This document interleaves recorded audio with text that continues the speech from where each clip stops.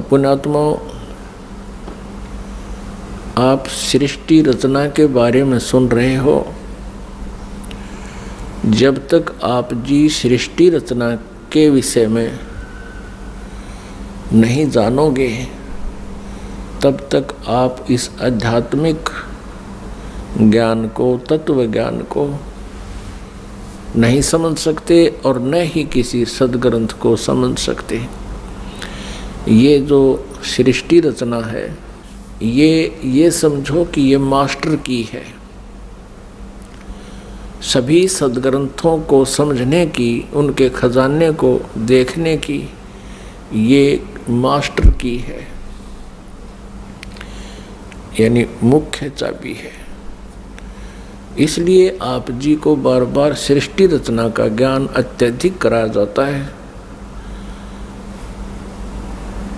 अब सृष्टि रचना में आपने परमेश्वर कबीर देव जी द्वारा रची हुई अपनी सृष्टि का ज्ञान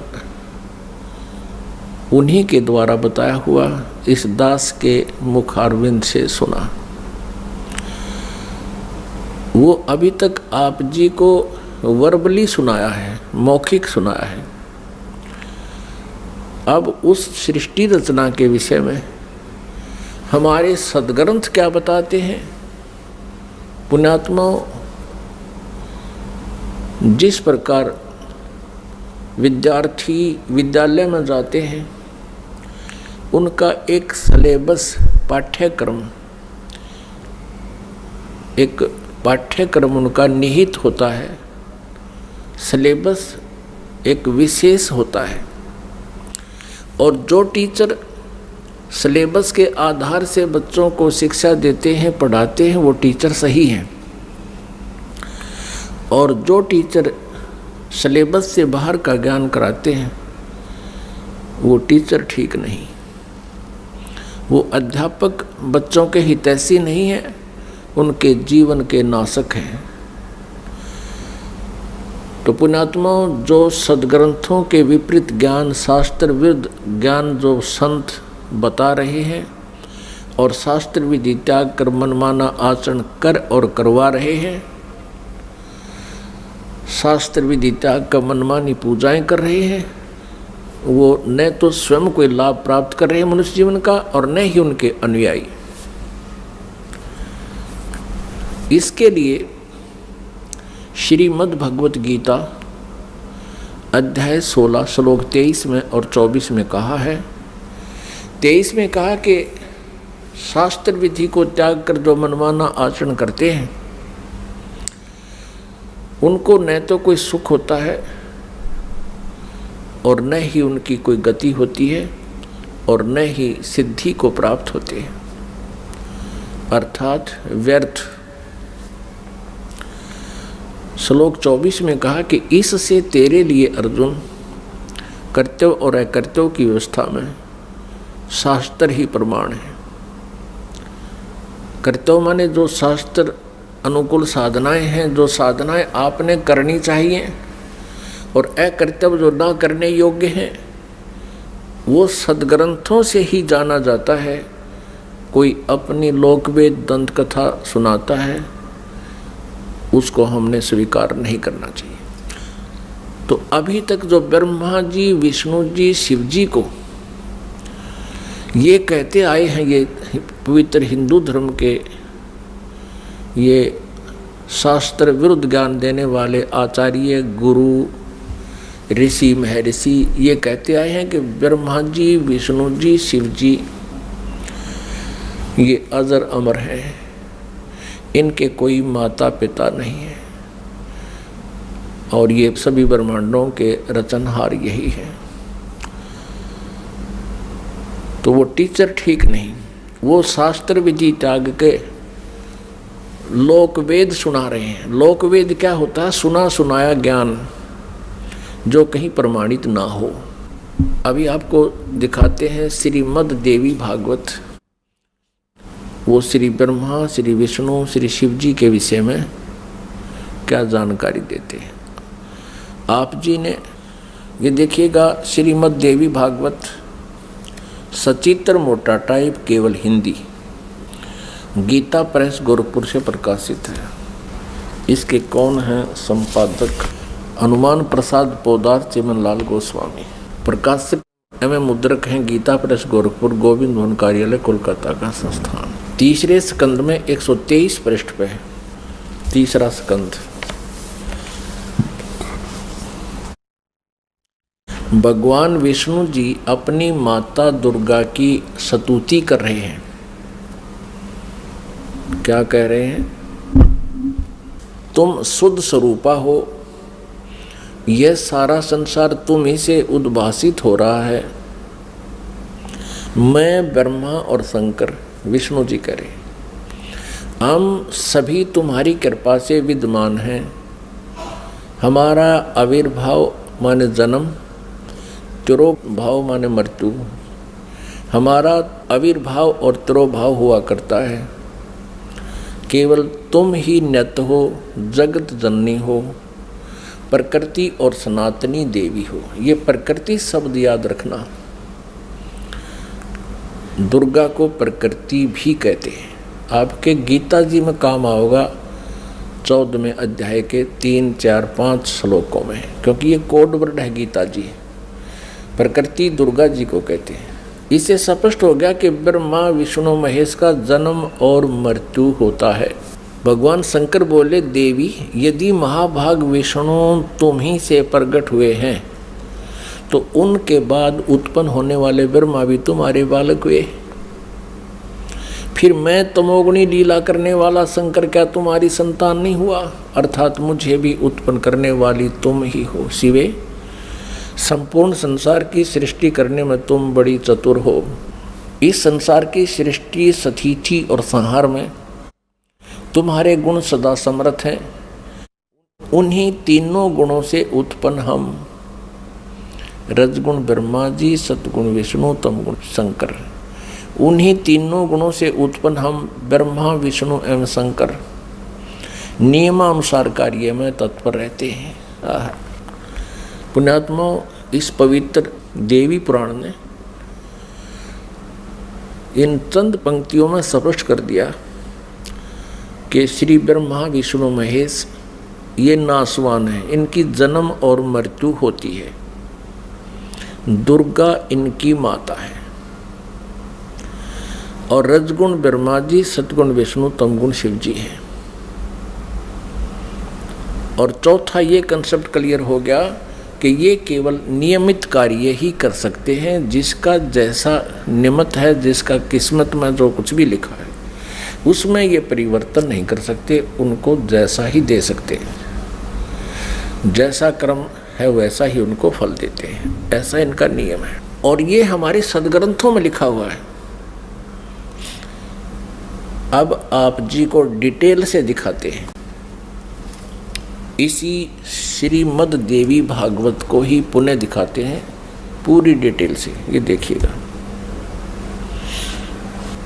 ये वही श्रीमद् देवी भागवत है, गीता प्रेस गोरखपुर से प्रकाशित है। ये है श्रीमद् देवी भागवत, तीसरा स्कंद यहाँ प्रारंभ होता है। पृष्ठ 113 है, पृष्ठ 113 है।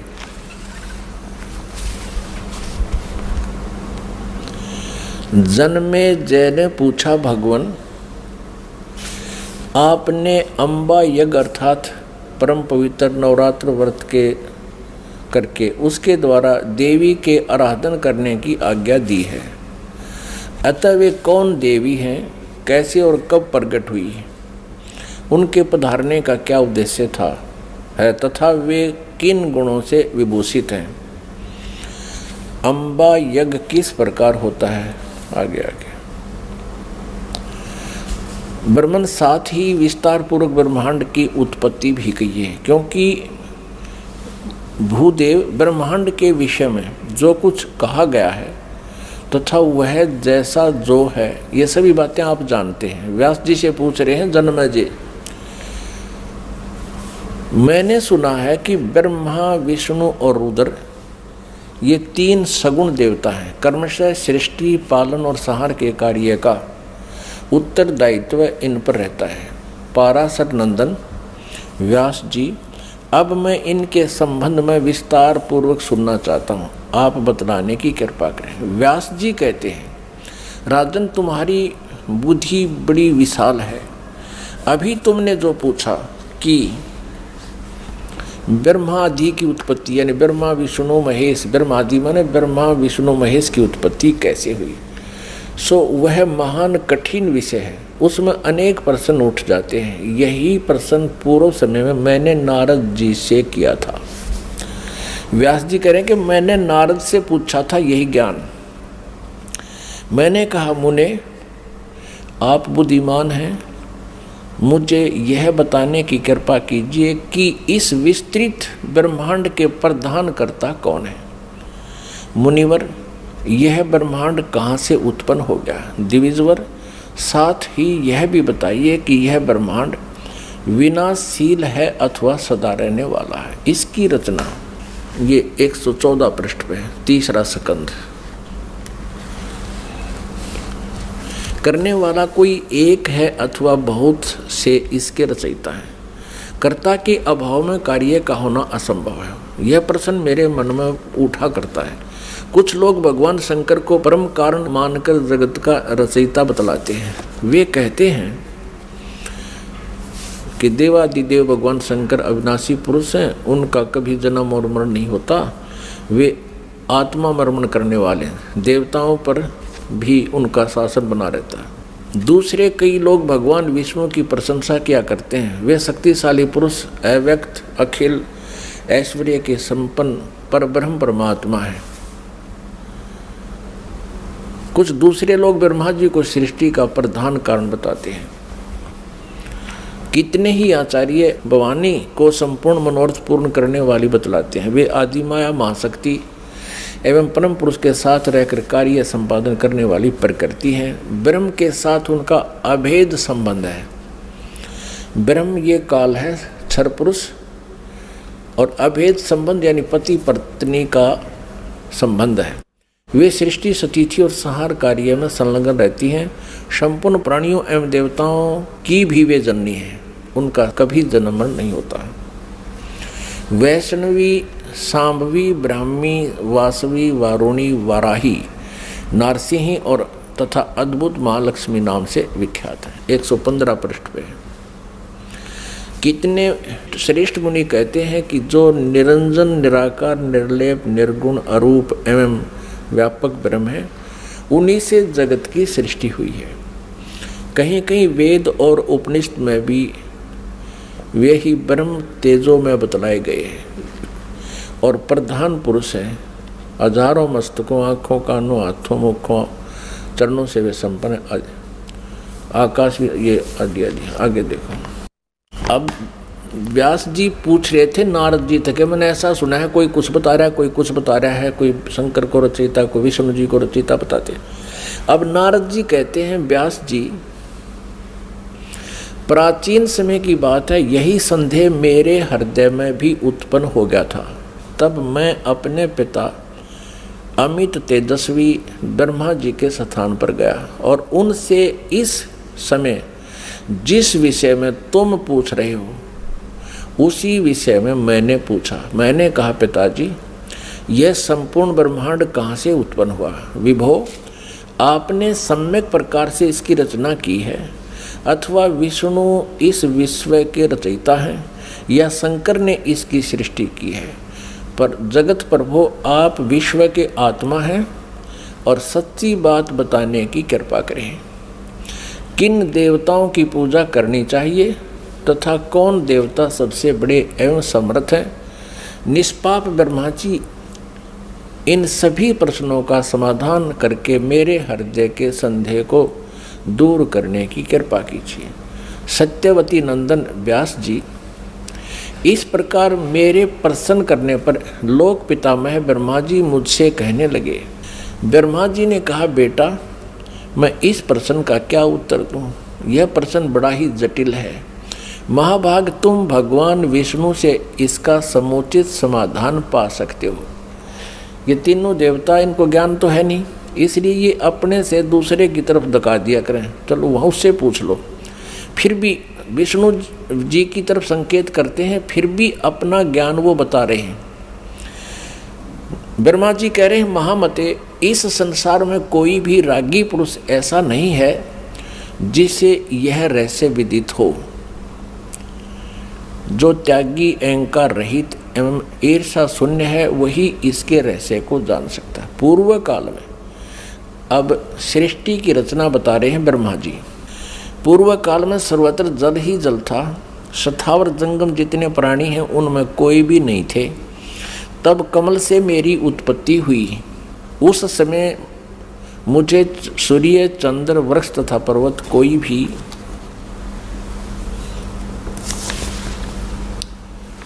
116 पृष्ठ में 3रा स्कंध देवी भागवत का दिखाई नहीं पड़े। मैं कमल की कणिका पर बैठकर विचार करने लगा, इस अगाध जल में मैं कैसे उत्पन्न हो गया, कौन मेरा रक्षक है तथा इस प्रलय काल में सृष्टि एवं संहार करने वाले कौन विशिष्ट पुरुष हैं।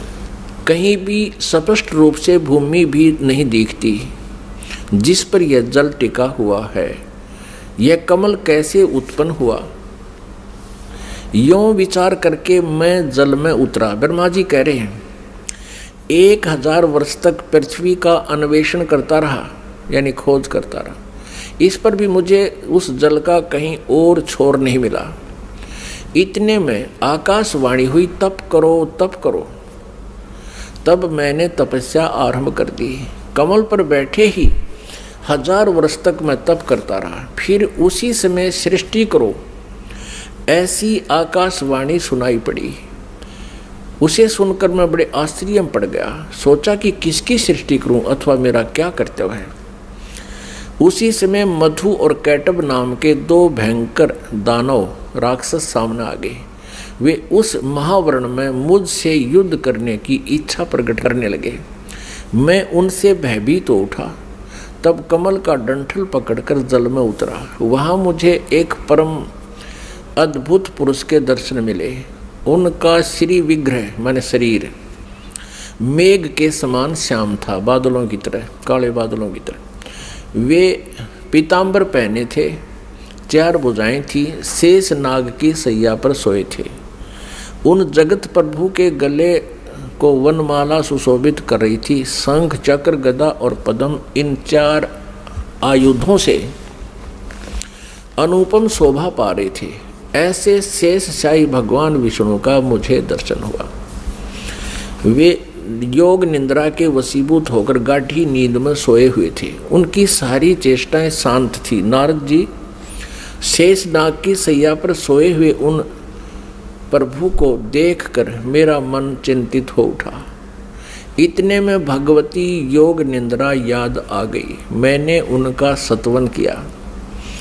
तब वे कल्याणमयी भगवती श्री विष्णु जी के विग्रह से निकलकर, विग्रह माने शरीर से, श्री विष्णु जी के शरीर से निकलकर अत्यंत रूप धारण करके आकाश में विराजमान हो गई। दिव्य आभूषण उनकी छवि बढ़ा रहे थे। जब योग निंद्रा भगवान विष्णु के शरीर से अलग होकर आकाश में विराजने लगी, तब तुरंत ही श्री हरि उठ बैठे। अपने आत्माओं, जैसा आज आपको सृष्टि रचना में पहले बताया था, वर्बली दास ने बताया था, जो परमात्मा ने हमें बता रखा था, कबीर साहब ने ये कहा था कि दुर्गा ब्रह्मा जी, विष्णु जी और शिव जी की माता है, श्री देवी, और ये काल ज्योति निरंजन इनका पिता है। ये क्या करते हैं, इन तीनों बच्चों की उत्पत्ति करते हैं। ये काल यानी ब्रह्म, क्षरपुरुष भी कहते हैं इसको, क्षरब्रह्म भी कहते हैं। क्षरब्रह्म और ये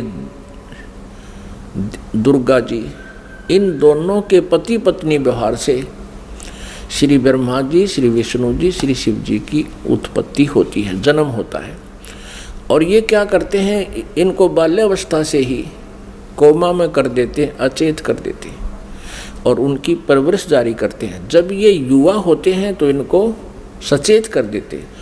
अब ये दुर्गा अन्य रूप धारण करके प्रेतवत, प्रेतनी की तरह विष्णु जी के शरीर में प्रवेश करके इनको बेहोश किए हुए थी।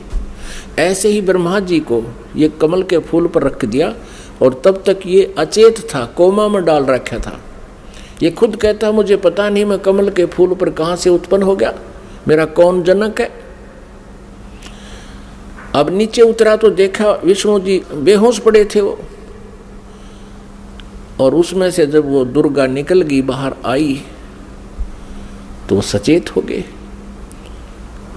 अब इस प्रकार इन सभी को इस काल भगवान ने अपने सुनियोजित षड्यंत्र के तहत भ्रमित कर रखा, किसी को यथार्थ ज्ञान नहीं बता रखा। अब यहाँ आप आगे देखिएगा,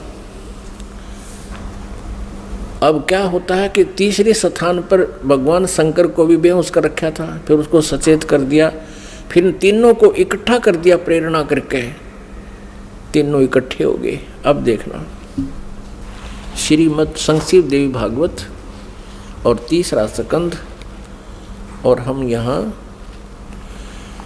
पढ़ रहे थे। तब वे कल्याणमयी भगवती श्री विष्णु के विग्रह से निकलकर अत्यंत रूप धारण करके आकाश में विराजमान हो गई। दिव्य आभूषण उनकी छवि बढ़ा रहे थे। जब योग निंद्रा भगवान विष्णु के शरीर से अलग होकर आकाश में विराजने लगी, तब तुरंत ही श्री हरि उठ बैठे। उन्होंने मधु और कैटब के साथ 5000 वर्ष तक बड़ी घमासान लड़ाई की। तब वे दैत्य मरे। पहले देवी के कटाक्ष से मधुर और कैटब मोहित हो गए थे। उसके बाद भगवान विष्णु ने गोद में लिटाकर उन्हें वहीं प्राणों से रहित कर दिया। अब वहाँ मैं और भगवान विष्णु दो थे, वहीं रुद्र भी प्रकट हो गए।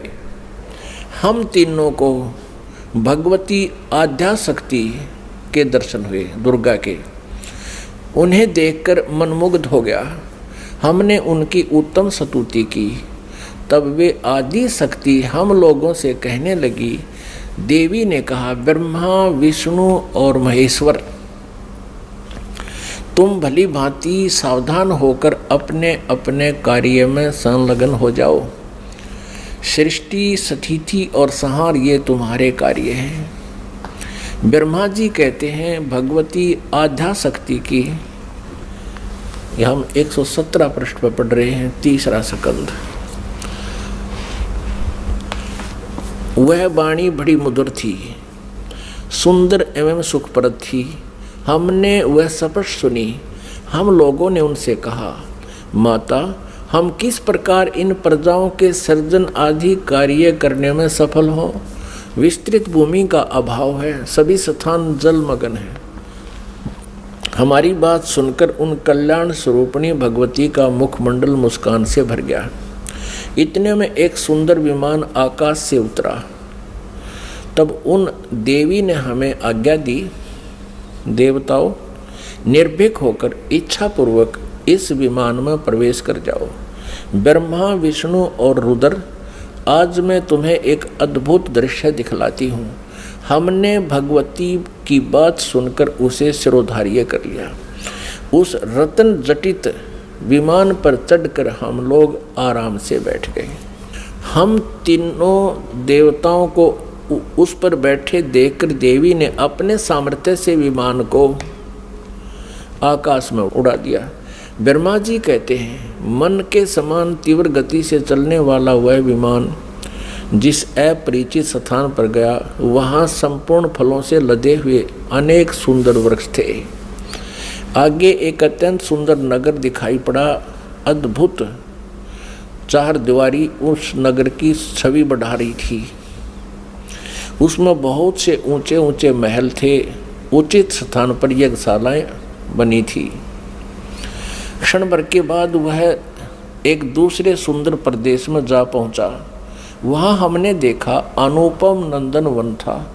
पारिजात की संगन छाया के नीचे सुरभि गो बैठी थी। आप पास में ही ऐरावत हाथी विराजमान था। सैकड़ों अप्सराएं, यक्ष, गंधर्व और विद्याधर उस पराजित के उपवन में गाते एवं विहार करते थे। देखा तो वही महाभाग इंद्र भी थे। उनके समीप उनकी प्राण प्रिया सची विद्यमान थी। उस स्वर्ग के दृश्य को देखकर हम 118 पृष्ठ पे आश्चर्यचकित हो गए। आगे देखना। इतने में हमारा विमान तेजी से चल पड़ा और वह दिव्य धाम ब्रह्मलोक में जा पहुंचा। संपूर्ण देवता उस नगर के सामने मस्तक झुकाया करते थे। वहां एक दूसरे ब्रह्मा विराजमान थे। उन्हें देखकर भगवान शंकर और विष्णु को बड़ा आश्चर्य हुआ। सभा लगी थी। भगवान शंकर और विष्णु ने मुझसे पूछा, चतुरानन, ये अविनाशी ब्रह्मा कौन है? मैंने उत्तर दिया, मुझे कुछ पता नहीं। सृष्टि के अधिष्ठाता ये कौन है? भगवान, मैं कौन हूँ, ये कौन है और हमारा उद्देश्य क्या है? इस उलझन में मेरा मन चक्कर काट रहा है। इतने में मन के समान तीव्रगामी वह विमान तुरंत वहाँ से चल पड़ा और कैलाश के सुर में शिखर पर जा पहुँचा। आगे देखा। वहाँ विमान के पहुँचते ही एक भव्य भवन से त्रिनेत्रधारी भगवान शंकर निकले। वे नंदी वृषभ पर बैठे थे। उनके 5 मुख थे, 10 भुजाएं थी। मस्तक पर चंद्रमा सुशोभित हो रहा था।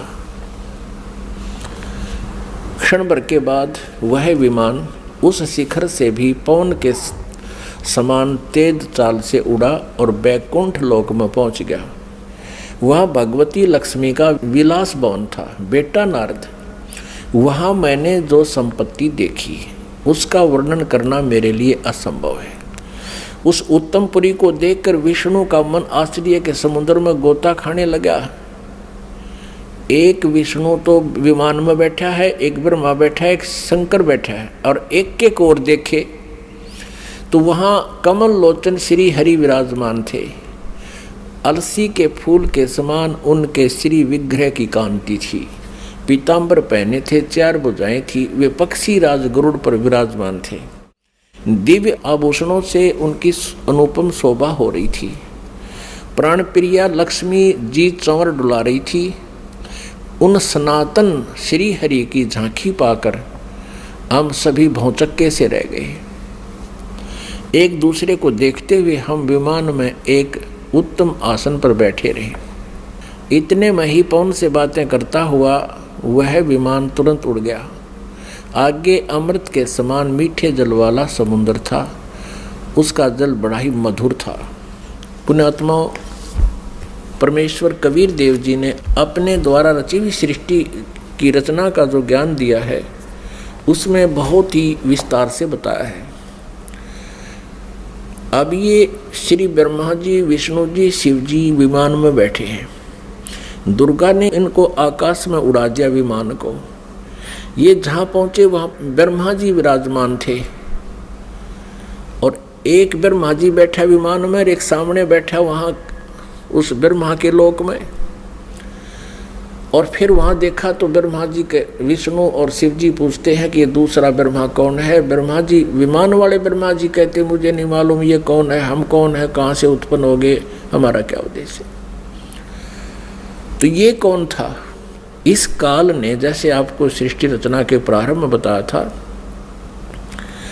इसने एक ब्रह्मांड के टॉप मोस्ट प्लेस पे, शिखर शून्य में यानी चोटी पे 3 स्थान बना रखे हैं। आपको एक चित्र दिखाते हैं ब्रह्मांड का, इससे आसानी से समझ में आओगी। देखिएगा, एक ब्रह्मांड का लघु चित्र, ये देखिएगा। ये एक अंडे जैसी शेप है, इसकी अंडे जैसा आकार है। इसको एलिपिकल इसका जो है ना शेप है, आकार है। अब ये देखिएगा, नीचे से शुरू करते हैं। सबसे नीचे ये पाताल लोक, तलातल, रसातल, सूतल, अतल, महातल, तलातल और वितल। ये है पृथ्वी लोक। ये शिव का लोक शिवपुरी जिसे कहते हैं, ब्रह्मा जी का लोक ब्रह्मापुरी, विष्णु जी का लोक विष्णुपुरी। अब ये जो क्षेत्र है, और ये है कोमन स्वर्ग और नरक, और ये है धर्मराय का लोक, यानी यहाँ का न्यायाधीश बना रखा है इस काल ने, ये जहाँ सबका अकाउंट होता है। और ये जो स्थान है ये ब्रह्मलोक है सारा। ये स्थान जो है इसको ब्रह्मलोक कहते हैं। एक ये स्वर्ग है, इसमें भी एक इंद्र हो रहता है, ये इंद्र अलग है और इसलिए इसको महा इंद्र कहा है। ये इसमें क्या कर रखा है, ये एक महास्वर्ग है। इसी में इसने एक अलग से और एक डुप्लीकेट काम कर रखा है, नकली सतलोक, नकली अलखलोक, नकली अगमलोक और नकली अनामी लोक की रचना कर रखी है। इधर ये 88,000 खेड़े हैं, इधर ये सप्तपुरी है। और इस सारे इस ब्रह्मलोक के ऊपर, ये ब्रह्मलोक है, इस ब्रह्मलोक के ऊपर इसने यहाँ 3 गुप्त स्थान बना रखे हैं। आपको बताया था कि एक ये रजोगुण प्रधान क्षेत्र है, इसमें ये काल सरपुरुष स्वयं ब्रह्मा रूप धारण करके रहता है और साथ में अपनी पत्नी दुर्गा को सावित्री रूप में रखता है। ये वहाँ यहाँ से अंतर्ध्यान हुआ, इनके विमान से पहले ये यहाँ पहुँच गया। एक ये तमोगुण प्रधान क्षेत्र है, इसमें ये स्वयं महाविष्णु महाशिव रूप में रहता है और दुर्गा को अपने यानी उमा रूप में रखता है। और फिर ये एक सतोगुण प्रधान क्षेत्र है। आगे फिर ये स्वयं ही विष्णु रूप धारण करके वहाँ विराजमान हो जाता है और दुर्गा को महालक्ष्मी रूप में रखता है। अब जब इनका विमान वहाँ पहुँचा इस रास्ते से, पहले इन्होंने देखा यहाँ इंद्र का लोक देखा, ये पहले बड़े बड़े वृक्ष और अन्य लोक देखे, फिर यहाँ से यहाँ प्रवेश हुआ। इससे आगे नहीं जा सकते ये। इनका विमान महा इंद्र को देखकर वापस यहाँ से आया, फिर इस रास्ते से ऊपर गया। आगे जाके इन्होंने क्या देखा, सबसे पहले ब्रह्मा का ये काल बैठा था सरपुरुष ब्रह्मा रूप में, और फिर वहाँ से ये इनका विमान यहाँ आ गया।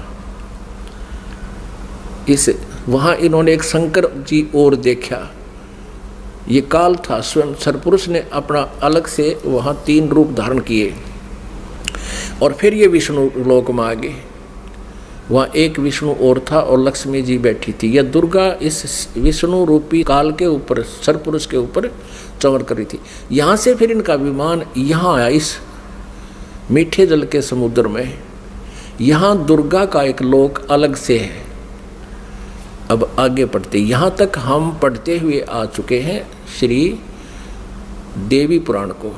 अब हम यहाँ आएंगे इस मीठे जल में, इस मीठे जल के समुद्र में पहुँच गए। अब यहाँ आते हैं पुण्यात्माओं, आज हमारे सदग्रंथ जो प्रमाणित कर रहे हैं, ये ज्ञान परमेश्वर कबीर जी ने 600 वर्ष पहले अपनी सच्चिदानंद घन ब्रह्म की वाणी में, कबीर वाणी में लिपिबद्ध करवा रखा है, आज से 600 वर्ष पहले। और आज इन सदग्रंथों में हमें सत्य हो रहा है। तो इससे सिद्ध है कि पूर्ण परमात्मा कबीर जी हैं, जिन्होंने पहले ही ये ज्ञान हमें दे रखा था और हमारे सदग्रंथों में विद्यमान है। अब हम कहाँ तक पढ़ते हुए आगे कि इन तीनों ये विमान में बैठे हैं, ब्रह्मा विष्णु शिव जी, और दुर्गा ने अपनी शक्ति से विमान को आकाश में उड़ा दिया। पहले वो पहुँचे ब्रह्मा जी के लोक में, वह इस काल के उस स्थान पर पहुँचे जो रजोगुण प्रधान है। वहाँ यह स्वयं ही सरपुरुष यानी काल ब्रह्म स्वयं ही ब्रह्मा रूप धारण करके विराजमान था। आगे फिर गए तो इस शंकर रूप में विराजमान था। आगे गए तो ये विष्णु रूप में विराजमान था। फिर वहाँ से इनका विमान कहाँ गया, ये सारा इसलिए किया गया था कि कहीं ये अपने आप को भगवान ना मान बैठे, इनका भ्रम निवारण कर दें। अब देखना, ये देवी भागवत चल रहा है, श्रीमद् देवी भागवत गीता प्रेस गोरखपुर से प्रकाशित है। ये वही पुस्तक है जो आपको पहले दिखाई थी। हमने यहाँ तक पढ़ लिया, हमने ये पढ़ा 118 पे। इतने में हमारा विमान तेजी से चल पड़ा और एक दिव्य धाम ब्रह्म लोक में जा पहुंचा।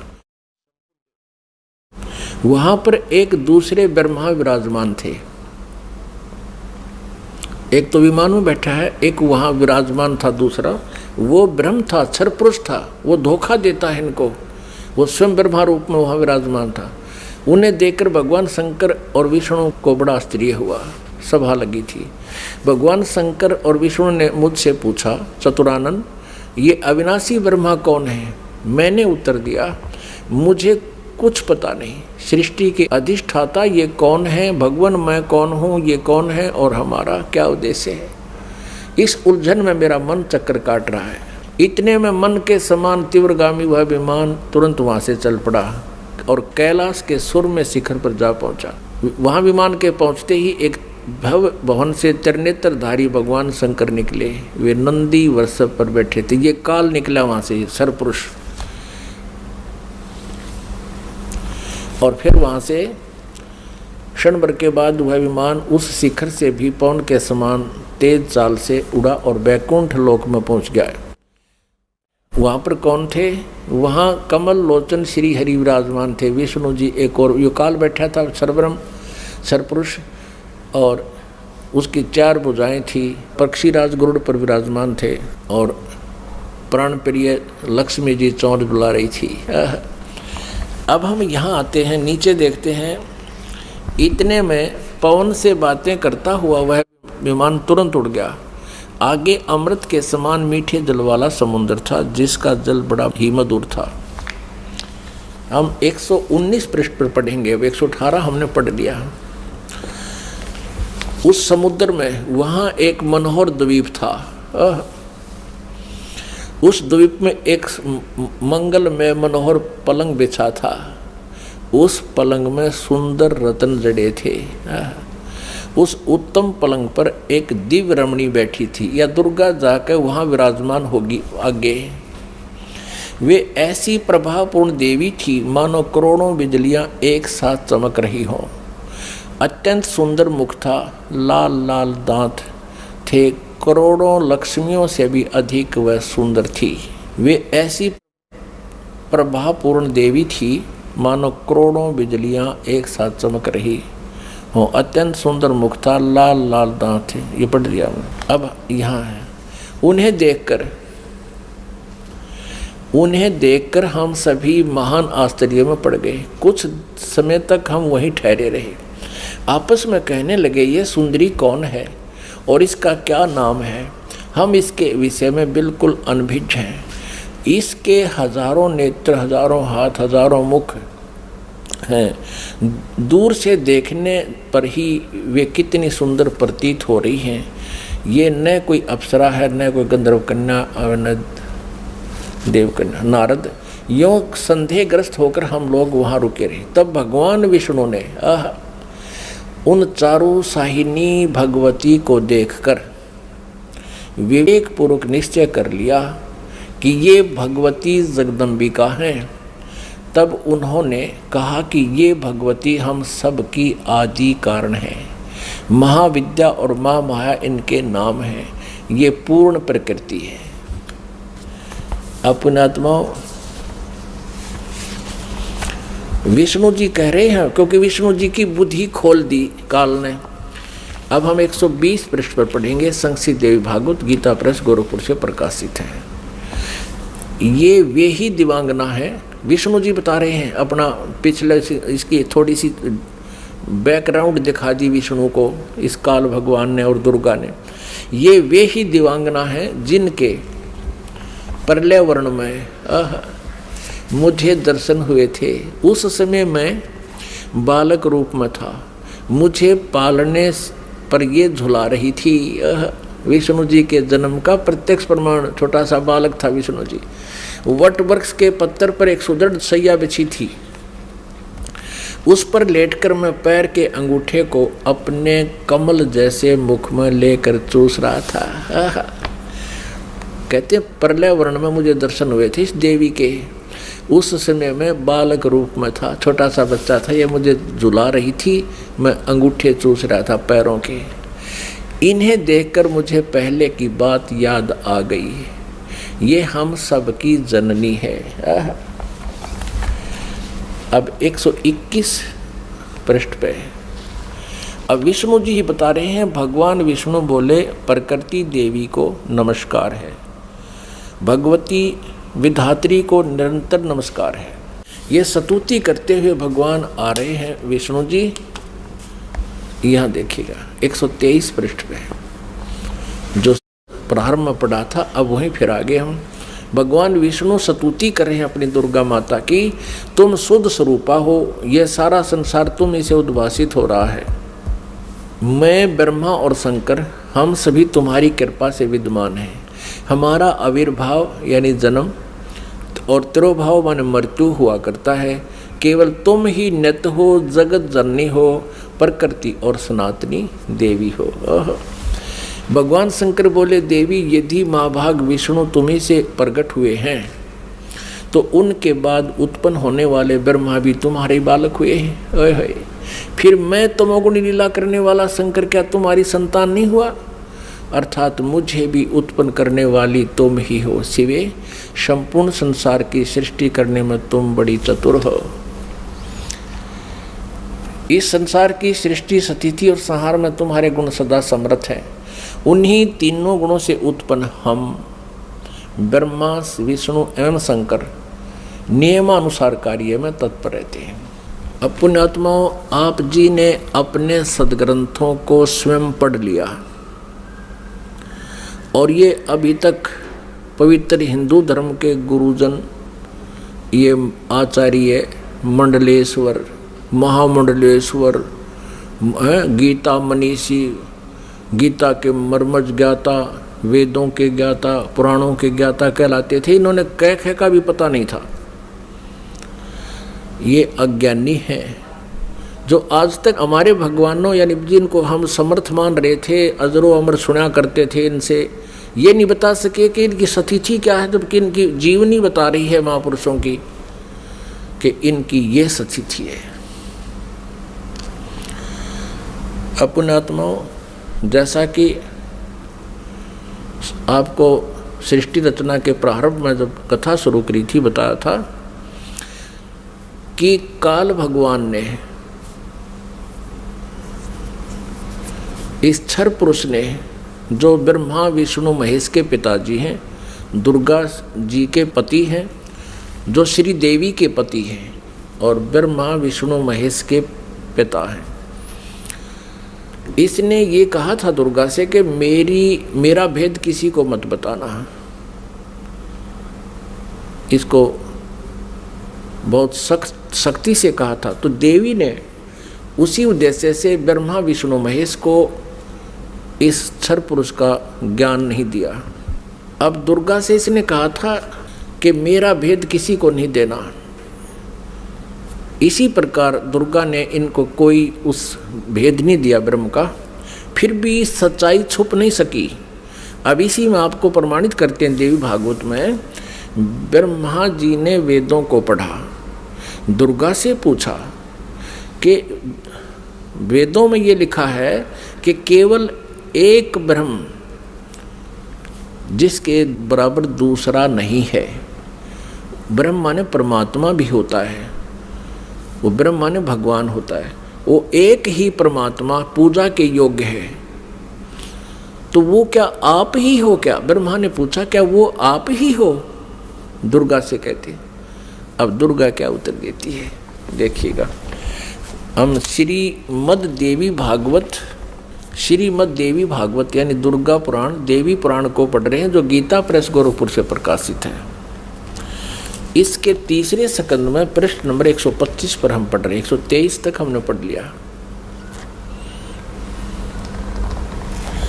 यहाँ 124 पे देखिएगा,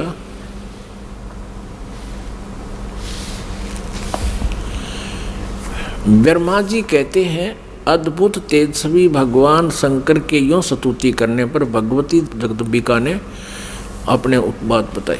अब यहाँ ब्रह्मा जी पूछ रहे हैं, ब्रह्मा जी का प्रकरण चल रहा है, ये 125 पृष्ठ पे हम पढ़ रहे हैं, तीसरे स्कंद में।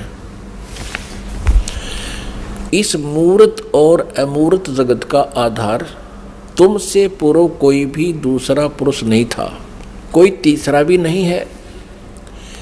एकम एव द्वितीयम ब्रह्म, इस वेद के वचन को व्यर्थ कहना तो बनता नहीं।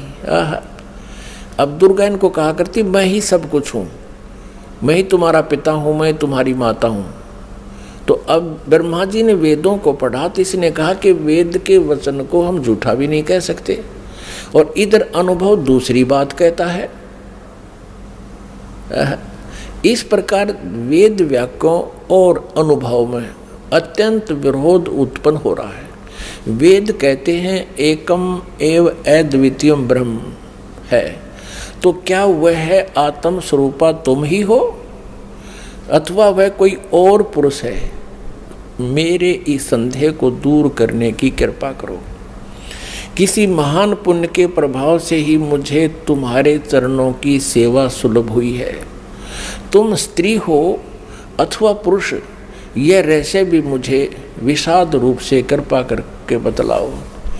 अध्याय 4-5 यहाँ पूरा होगा, तीसरे स्कंद का अब छठा अध्याय शुरू होता है। ब्रह्मा जी कहते हैं इस प्रकार मैंने जब भगवती जगदम्बिका से विनय पूर्वक पूछा, तब वे मधुर वाणी में मुझसे कहने लगी।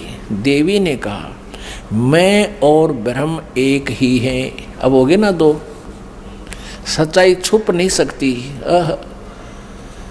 एक ही हैं। मुझ में और इन ब्रह्म में कभी किंचित मात्र भी भेद नहीं है। जो वे हैं वही मैं हूँ, और जो मैं हूँ वही वे हैं। बुद्धि के भ्रम से भेद प्रतीत हो रहा है। हम लोगों के सूक्ष्म भेद को जो जानता है, इसे सीधा दो तो है ही, ये वो जानता है वही। अब 125 पृष्ठ हमने पढ़ा, अब 126 पढ़ेंगे। वही बुद्धिमान पुरुष है, वो तत्वदर्शी संत है जो हमारी भिन्न भिन्नता को समझता है। उसके संसार मार्ग से मुक्त होने में कुछ भी संदेह नहीं है। ब्रह्म एक ही है। आगे देखो, मैं शक्ति रूप धारण करके पराक्रम करती हूँ। गौरी, ब्राह्मी, रौद्री, वाराही, वैष्णवी, शिवा, वारुणी, कुबेरी, नारसिंही और वासवी सभी मेरे रूप हैं। विभिन्न कार्यों के उपस्थित होने पर उन देवियों के भीतर अपनी शक्ति स्थापित करके मैं सारी व्यवस्था करती हूँ। हाँ, उस देवी को निमित्त बना लेना मेरा स्वभाव है। अब आगे देखना, अपने आत्माओं, आप पढ़ रहे हो अपने सदग्रंथों को स्वयं। आप जी ने तीसरे स्कंद में और पृष्ठ नंबर 125 पे पढ़ा। ब्रह्मा जी कहते हैं कि मैंने जब दुर्गा जी से ये पूछा, माता से, जगदम्बिका से, कि वेदों में लिखा है कि एकम एव अद्वितीयम ब्रह्म, अद्वितीयम जिसके बराबर दूसरा कोई नहीं हो, वो ब्रह्म ही सब कुछ है। उधर से उपनिषद और आप जो कह रहे हो कि मैं ही सब कुछ हूँ, मैं ही सृष्टि रचना करने वाली हूँ, मेरे अतिरिक्त कोई नहीं है, तो इन वेद के वाक्य को झूठा भी नहीं कहा जा सकता। अनुभव हमारा बताता है कि परमात्मा निराकार है और वेद बताते हैं कि वो साकार है, तो हमारे अनुभव में और यथार्थता में बहुत विरोध है। तो क्या वो ब्रह्म आप ही हो या कोई और है? ब्रह्मा जी ने पूछा। अब दुर्गा पहले तो बहकाती है उनको कि उस ब्रह्म में और मेरे में कोई अंतर नहीं है, मैं ही वही हूँ, वो मैं ही हूँ। हम दोनों का सूक्ष्म भेद जो जानता है वो परम पुरुष है, विद्वान पुरुष है, तत्वदर्शी है। आगे फिर देखना 129 पृष्ठ पे है, बिल्कुल स्पष्ट हो जाता है। देखिएगा, हम तीसरा स्कंद पढ़ रहे हैं।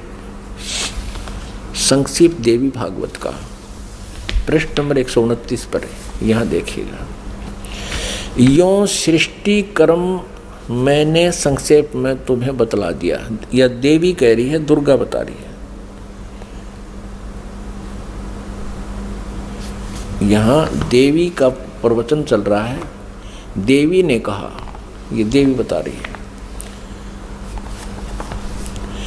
यों 129 पृष्ठ पे, यों सृष्टि कर्म मैंने संक्षेप में तुम्हें बतला दिया।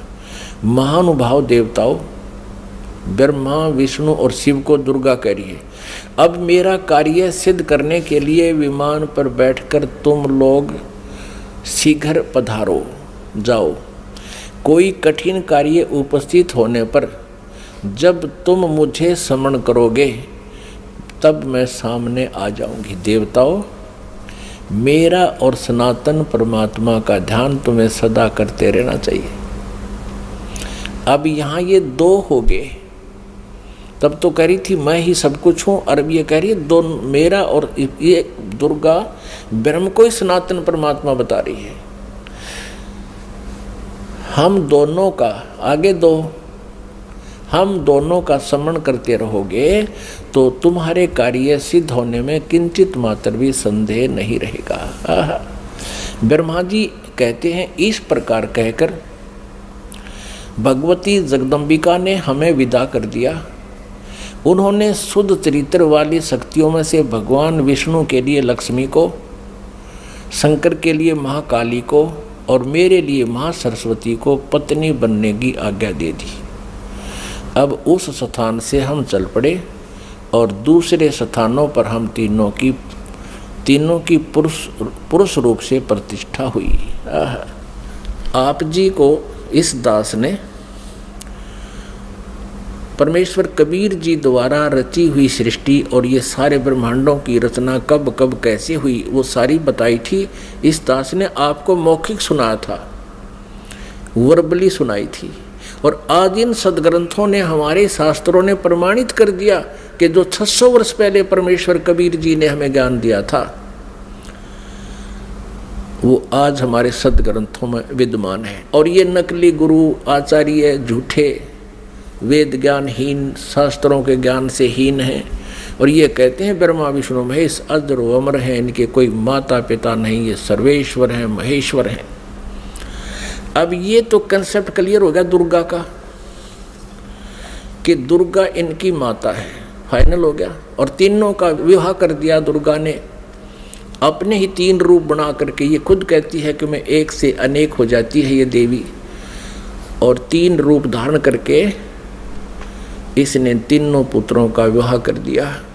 अब समस्या रहेगी कि इनका पिता कौन है। इस कंसेप्ट को क्लियर करेगा, इस रहस्य को, इस शंका का समाधान जो है शिव पुराण करेगी। आओ आपको पढ़ाते हैं अपने पवित्र शास्त्र, जिनको ये नकली हिंदू धर्म के नकली गुरु आज तक नहीं पढ़ सके, ना समझ सके। इन्होंने केवल संस्कृत भाषा का ज्ञान था, तत्व ज्ञान नहीं था। और हम इनको मानते रहे कि ये संस्कृत भाषा के जानने वाले ऋषि, महर्षि, ब्राह्मण हैं, और इन्होंने वेदों और पुराणों को ठीक पढ़ा होगा, इन्होंने सही बताया होगा हमको।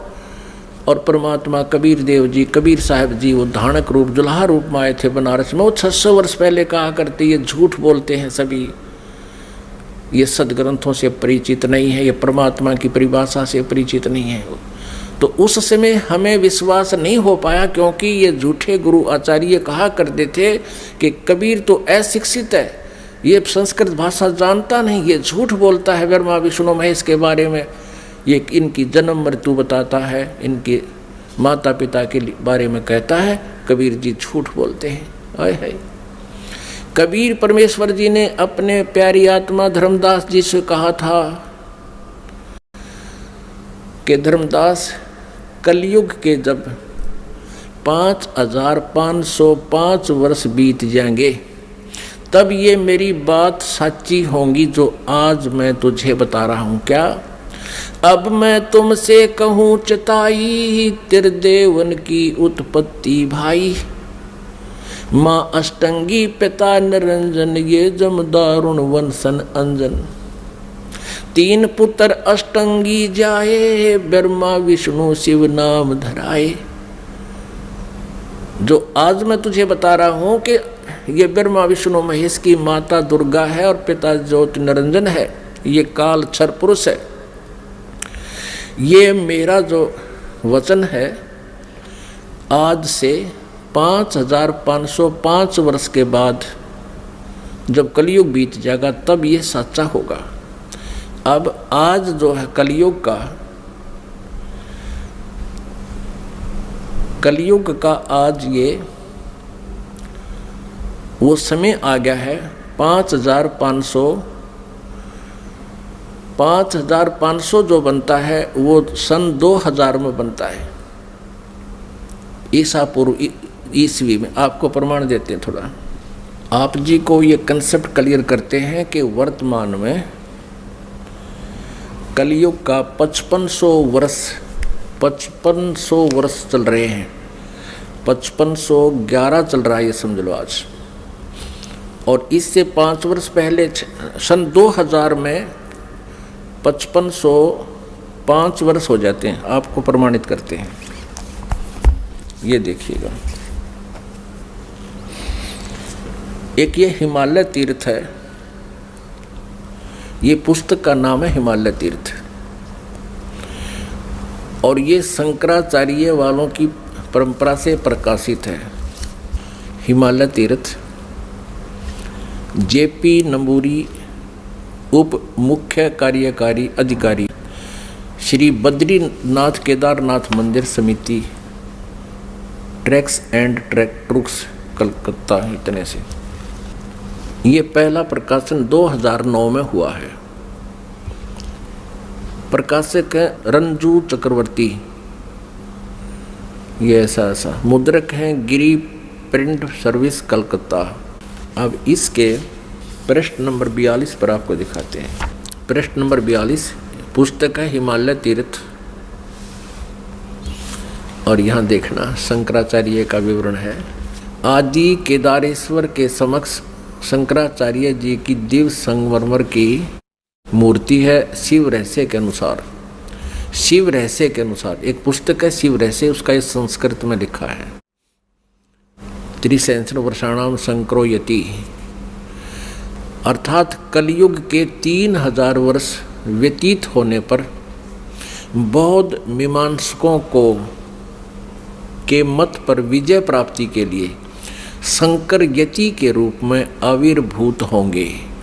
यानी शंकर भगवान ही आदि शंकराचार्य के रूप में कलयुग के 3000 वर्ष व्यतीत होने पर बौद्ध मीमांसकों के मत पर विजय प्राप्ति के लिए शंकर यति के रूप में आविर्भूत होंगे। शंकराचार्य के दर्शन के उपरांत ये आगे लिखा है।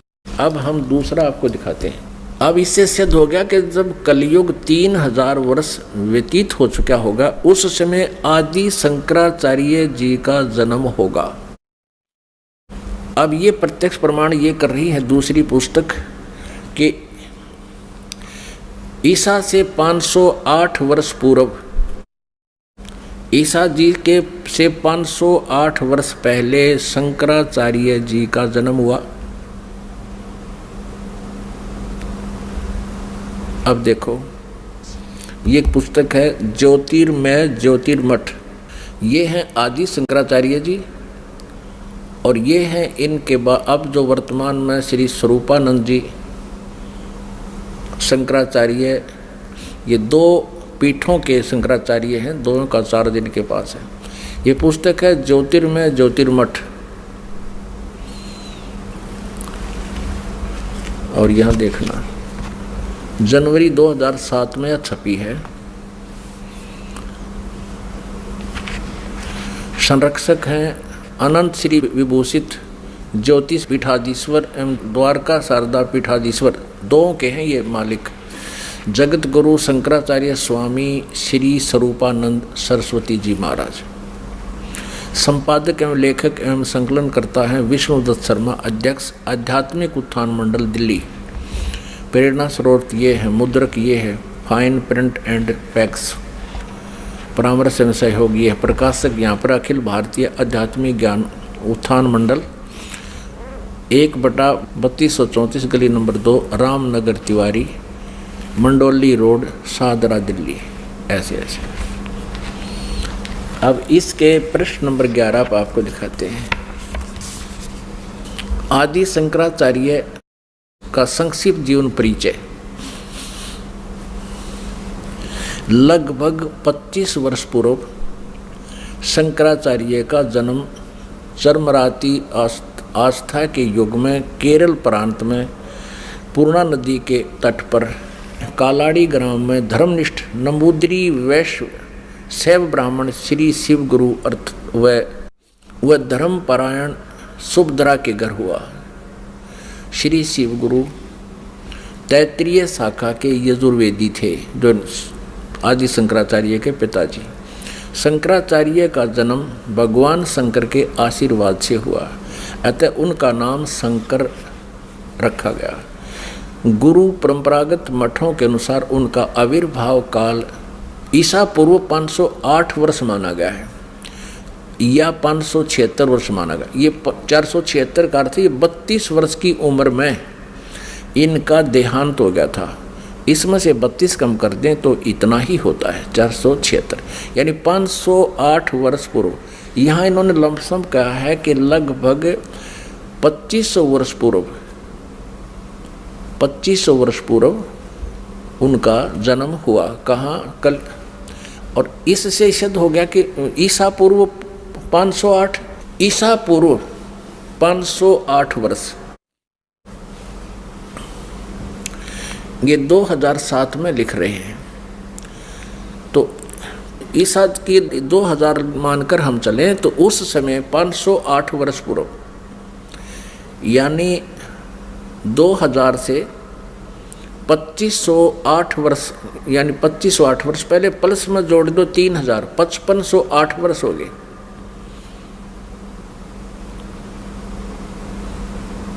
और 1994 से इस दास ने ये नामदान की आज्ञा हुई।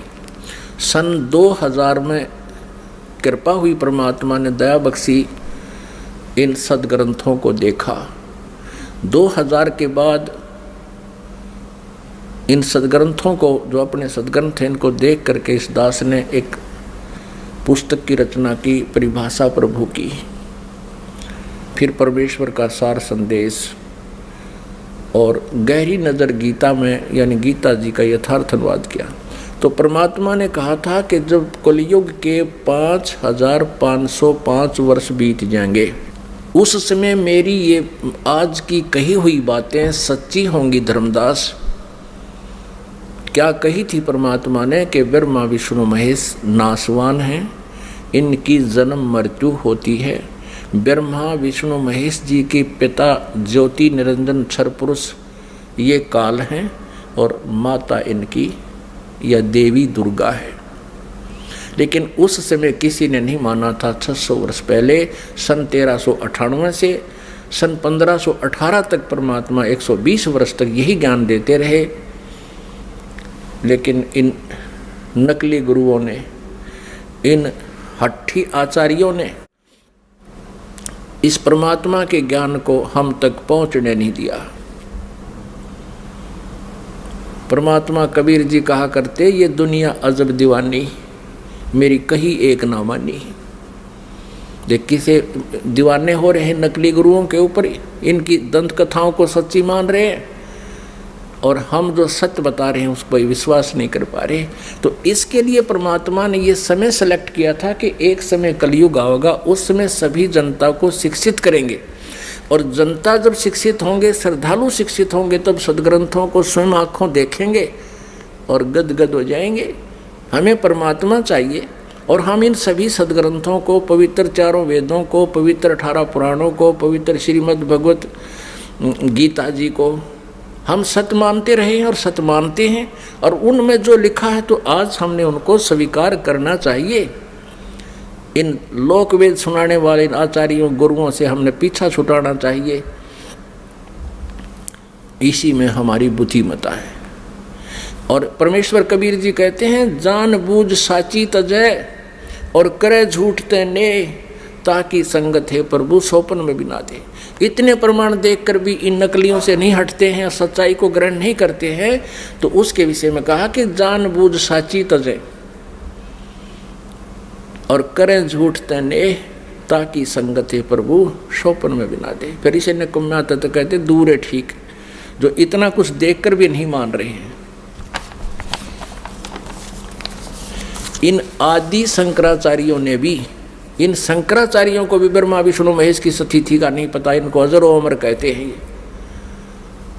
तो पुण्यात्माओं, परमात्मा कबीर जी ने कहा था, एक ना भूला दो ना भूली, ये भूले सब संसारी।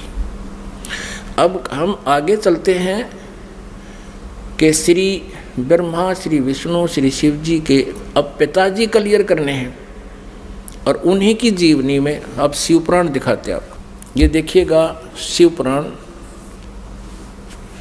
संक्षिप्त शिव पुराण, सचित्र मोटा टाइप, केवल हिंदी।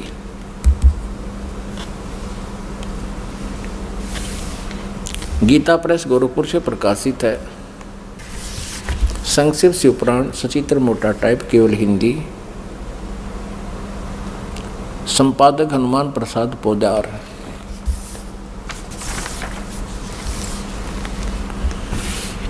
प्रकाशक में मुद्रक है गीता प्रेस गोरखपुर,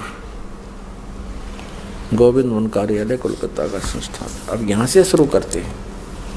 ये रुद्र संहिता 98वां पृष्ठ शुरू करेंगे हम। संक्षिप्त शिव पुराण, ये रुद्र संहिता का 5वां अध्याय यहाँ समाप्त होता है। अपने पुत्र नारद की यह बात सुनकर लोक पितामह ब्रह्मा वहाँ इस प्रकार बोले। अब रुद्र संहिता का 6वां अध्याय हम पढ़ेंगे। ब्रह्मा जी ने कहा, ब्रह्मन देव शिरोमणे, तुम सदा समस्त जगत के उपकार में लगे रहते हो। तुमने लोगों के हित के कामना से ये बहुत उत्तम बात पूछी है। जिसमें समस्त चराचर जगत नष्ट हो गया था, सर्वत्र केवल अंधकार ही अंधकार था। न सूर्य दिखाई देते थे, न चंद्रमा, अनन्य ग्रहों और नक्षत्रों का भी पता नहीं था। न दिन होता था न रात। अग्नि, पृथ्वी, वायु और जल की भी सत्ता नहीं थी। उसमें तत्सद ब्रह्म, इस श्रुति में जो सत्य सुना जाता है, एकमात्र वही शेष था। अब पृष्ठ 100 पे संक्षिप्त शिव पुराण रुद्र संहिता हम पढ़ रहे हैं। जिस परब्रह्म के विषय में ज्ञान और अज्ञान से पूर्ण उक्तियों द्वारा इस प्रकार विकल्प किए जाते हैं, उसने कुछ काल के बाद द्वितीय की इच्छा प्रकट की। उसके भीतर एक से अनेक होने का संकल्प उदित हुआ। तब उस निराकार परमात्मा ने अपनी लीला शक्ति से अपने लिए मूर्ति की कल्पना की। जो मूर्ति रहित परम ब्रह्म है, उसकी मूर्ति भगवान सदाशिव हैं। अर्वाचीन और प्राचीन विद्वान उन्हीं को ईश्वर कहते हैं। उस समय एकाकी रहकर स्वेच्छानुसार विहार करने वाले उन सदाशिव ने अपने विग्रह से स्वयं ही एक स्वरूप भूता शक्ति की सृष्टि की, जो उनके अपने श्री अंग से कभी अलग होने वाली नहीं थी। उस पराशक्ति को प्रधान प्रकृति, अब ध्यान करना, ये कौन है? ये दुर्गा है, जो इस काल के शरीर से निकली। उस समय एकाकी रहकर स्वेच्छानुसार विहार करने वाले सदाशिव ने, सदाशिव कौन है? ये काल है। अपने विग्रह माने शरीर से स्वयं ही एक स्वरूप भूता शक्ति की सृष्टि की, ये ब्रह्मा जी बता रहे हैं। अब परमेश्वर कबीर जी ने बताया कि काल ने दुर्गा को खा लिया था, उसके पेट से परमेश्वर कबीर जी ने इसको अलग किया था। यहाँ इनकी मिलती जुलती सी बात है, क्योंकि कबीर परमेश्वर जी ने ब्रह्मा जी को ये ज्ञान सुनाया था, और ब्रह्मा जी ने कुछ अपना अनुभव, कुछ कबीर जी का ज्ञान मिला करके इसको सिरे चढ़ाया। उस समय एकाकी रहकर स्वेच्छानुसार विहार करने वाले उन सदाशिव ने अपने विग्रह माने शरीर से स्वयं ही एक स्वरूप भूता शक्ति की सृष्टि की, जो उनके अपने श्रीअंग से कभी अलग होने वाली नहीं थी। उस पराशक्ति को प्रधान प्रकृति, गुणवती माया, बुद्धि तत्व की जननी तथा विकार रहित बताया गया है। वह शक्ति अंबिका कही गई है। उसी को प्रकृति, ये ध्यान से याद रखना कि दुर्गा को प्रकृति भी कहते हैं।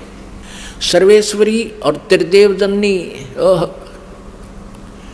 तीनों देवताओं की माता ब्रह्मा जी, विष्णु जी, शिव जी की जननी श्री दुर्गा जी को कहते हैं। वो त्रिदेव जननी, नित्य और मूल कारण भी कहते हैं। सदा शिव द्वारा प्रकट की गई उस शक्ति के 8 भुजाएं हैं।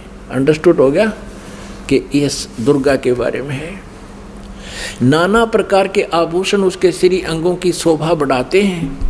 वह देवी नाना प्रकार की गतियों से संपन्न है और अनेक प्रकार के अस्त्र शस्त्र धारण करती है। क्लियर। एकाकिनी होकर भी वह समय संयोग वसात, वह माया संयोग वसात अनेक हो जाती है। इसी ने 3 रूप धारण किए थे, सावित्री, लक्ष्मी और उमा, जो ब्रह्मा, विष्णु और शिव से विवाह किया था। एकाकिनी होकर भी वह माया संयोग वसात अनेक हो जाती है। वे जो सदाशिव हैं, ये सरपुरुष के बारे में जानकारी है, ब्रह्मा विष्णु महेश के पिता के विषय में। ये उन्हें परम पुरुष ईश्वर शिव, शंभु और महेश्वर कहते हैं। अब देखना 101 पृष्ठ पर रुद्र संहिता का हम ये 6वां अध्याय पढ़ रहे हैं। वे अपने सारे अंगों पर भस्म रमाए रहते हैं। उन काल रूपी ब्रह्म ने, इसे काल कहो चाहे ब्रह्म कहो, सर्वपुरुष कहो, ज्योति निरंजन कहो, उन काल रूपी ब्रह्म ने एक ही समय शक्ति के साथ, नाथ नहीं है, शक्ति के साथ यानी दुर्गा के साथ शिवलोक नामक अक्षेत्र का निर्माण किया था। उस उत्तम अक्षेत्र को काशी कहते हैं। वह परम निर्वाण या मोक्ष का स्थान है जो सबके ऊपर विराजमान है। वे प्रिया और प्रियतम रूप शक्ति और शिव, प्रिया और प्रियतम यानी पत्नी और पति रूप में दुर्गा और ये काल रूपी ब्रह्म कहो चाहे इसको सदाशिव कहो, ब्रह्मा विष्णु महेश का पिता। दुर्गा और काल जो परमानंद स्वरूप है उस मनोरम क्षेत्र में नित्य निवास करते हैं। शिव और शिवाने, शिव यहाँ ये काल रूपी ब्रह्म है क्योंकि शिव का रूप धारण भी कर लेता है ये अपने पुत्र जैसा, क्योंकि अपने वास्तविक रूप में कभी किसी के समक्ष नहीं आता। ये शिव यानी इस काल रूपी ब्रह्म ने, ये काल रूपी ब्रह्म ने, शिव और शिवा ने, काल और दुर्गा ने प्रलय काल में भी उस अक्षेत्र को अपने सानिध्य से मुक्त नहीं किया है। देव से ब्रह्मा जी बता रहे हैं नारद को, एक समय उस आनंद वन में रमण करते हुए शिवा और शिव के मन में, काल और दुर्गा के मन में, दुर्गा और काल के मन में, सरपुरुष के मन में यह इच्छा हुई कि किसी दूसरे पुरुष की सृष्टि करनी चाहिए, यानी कोई बच्चा उत्पन्न करना चाहिए, लड़का, जिस पर यह सृष्टि संचालन का महान भार रखकर हम दोनों केवल काशी में रहकर इच्छा अनुसार विचरें और निर्वाण धारण करें। ऐसा निश्चय करके शक्ति सहित सर्वव्यापी परमेश्वर शिव ने, इस काल रूपी ब्रह्म ने दुर्गा के साथ रमण किया। अपने वाम भाग के 10वें अंग पर अमृत मल दिया, पति पत्नी व्यवहार किया। फिर तो वहाँ से एक पुरुष प्रकट हुआ, एक पुत्र की उत्पत्ति हुई। देखना 102 पृष्ठ पे संक्षिप्त शिव पुराण हम पढ़ रहे हैं। अब यहाँ पुत्र जो उत्पन्न हुआ इस काल रूपी ब्रह्म ने यानी शिव ने कहा, वत्स व्यापक होने के कारण तुम्हारा विष्णु नाम विख्यात हुआ। अब दुर्गा और काल से जो पुत्र उत्पन्न हुआ उसका नाम विष्णु रखा। ये आपने 6वां अध्याय पढ़ लिया रुद्र संहिता का। पुण्यात्माओं, ये अपने वही सदग्रंथ हैं जिनके आधार मानकर हम ये ज्ञान ग्रहण करते थे। ये आचार्य ब्राह्मण गुरु हमें ये बताया करते थे कि शिव पुराण में ऐसा लिखा है, हम इसलिए आपको बता रहे हैं। विष्णु पुराण में ऐसा लिखा है, देवी पुराण में ऐसा लिखा है। तो हम सोचा करते थे ये जो बता रहे हैं दंत कथा शायद ऐसा ही लिखा होगा क्योंकि ये संस्कृत जानते हैं। आज ये सदग्रंथ उनके लोक वेद के विपरीत ज्ञान बता रहे हैं। अब इसमें स्पष्ट हो गया, काल रूपी ब्रह्म सरपुरुष कहो, ज्योति निरंजन कहो, इसे काल कहो या इसे सदाशिव कहो, ये ब्रह्मा विष्णु महेश का पिता है। और दुर्गा कहो, प्रकृति कहो, और ये इनकी माता है। इन दोनों के संयोग से श्री विष्णु जी की उत्पत्ति हुई, ये अपनी शिव पुराण स्पष्ट कर रहे हैं। और रुद्र संहिता का 6वां अध्याय। अब आपको 7वें अध्याय में ब्रह्मा जी कहते हैं फिर मेरी उत्पत्ति भी ऐसे की, दुर्गा और काल ने दोनों ने मिलकर, ब्रह्म ने। देखिए ये रुद्र संहिता है और ये हमने 6वां अध्याय यहाँ तक पढ़ लिया। अब 7वां देखते हैं, 103 पृष्ठ पे। ब्रह्मा जी कहते हैं देवर से, ब्रह्मा जी कहते हैं नारद को देवर से, तत्पश्चात कल्याणकारी परमेश्वर साव सदाशिव ने पूर्ववत प्रयत्न करके, जैसे विष्णु जी को उत्पन्न किया, मुझे अपने दाहिने अंग से उत्पन्न किया, उन परमेश्वर ने मुझे तुरंत ही अपनी माया से मोहित करके नारायण देव के नाभि कमल में डाल दिया और लीला पूर्वक मुझे वहाँ से प्रकट किया। इस प्रकार उस कमल के पुत्र के रूप में मुझ हिरण्यगर्भ का जन्म हुआ। अब पुण्यात्माओं, यहाँ पर अनुवाद करता थोड़ा सा विचलित हो गया। अब उसने सोचा कि भाई अब शिव से शिव की उत्पत्ति कैसे लिखूं, क्योंकि अनुवाद करता भी तत्व ज्ञान से परिचित नहीं था। लेकिन कहते हैं सच्चाई छुपती नहीं, चोर चुरावे तू बड़ी गाड्डे पानी में, वो गाड्डे हुआ ऊपर आवे न, सच्चाई छानी ना। अब देखना, इसी रुद्र संहिता हम पढ़ रहे हैं, श्री शिव पुराण में प्रमाण दिखाते हैं आपको। ये वही रुद्र संहिता चल रही है और संक्षिप्त शिव पुराण 110 पृष्ठ पे हम अब यहाँ देखेंगे 9वां अध्याय का यहाँ अंत होता है, लास्ट है।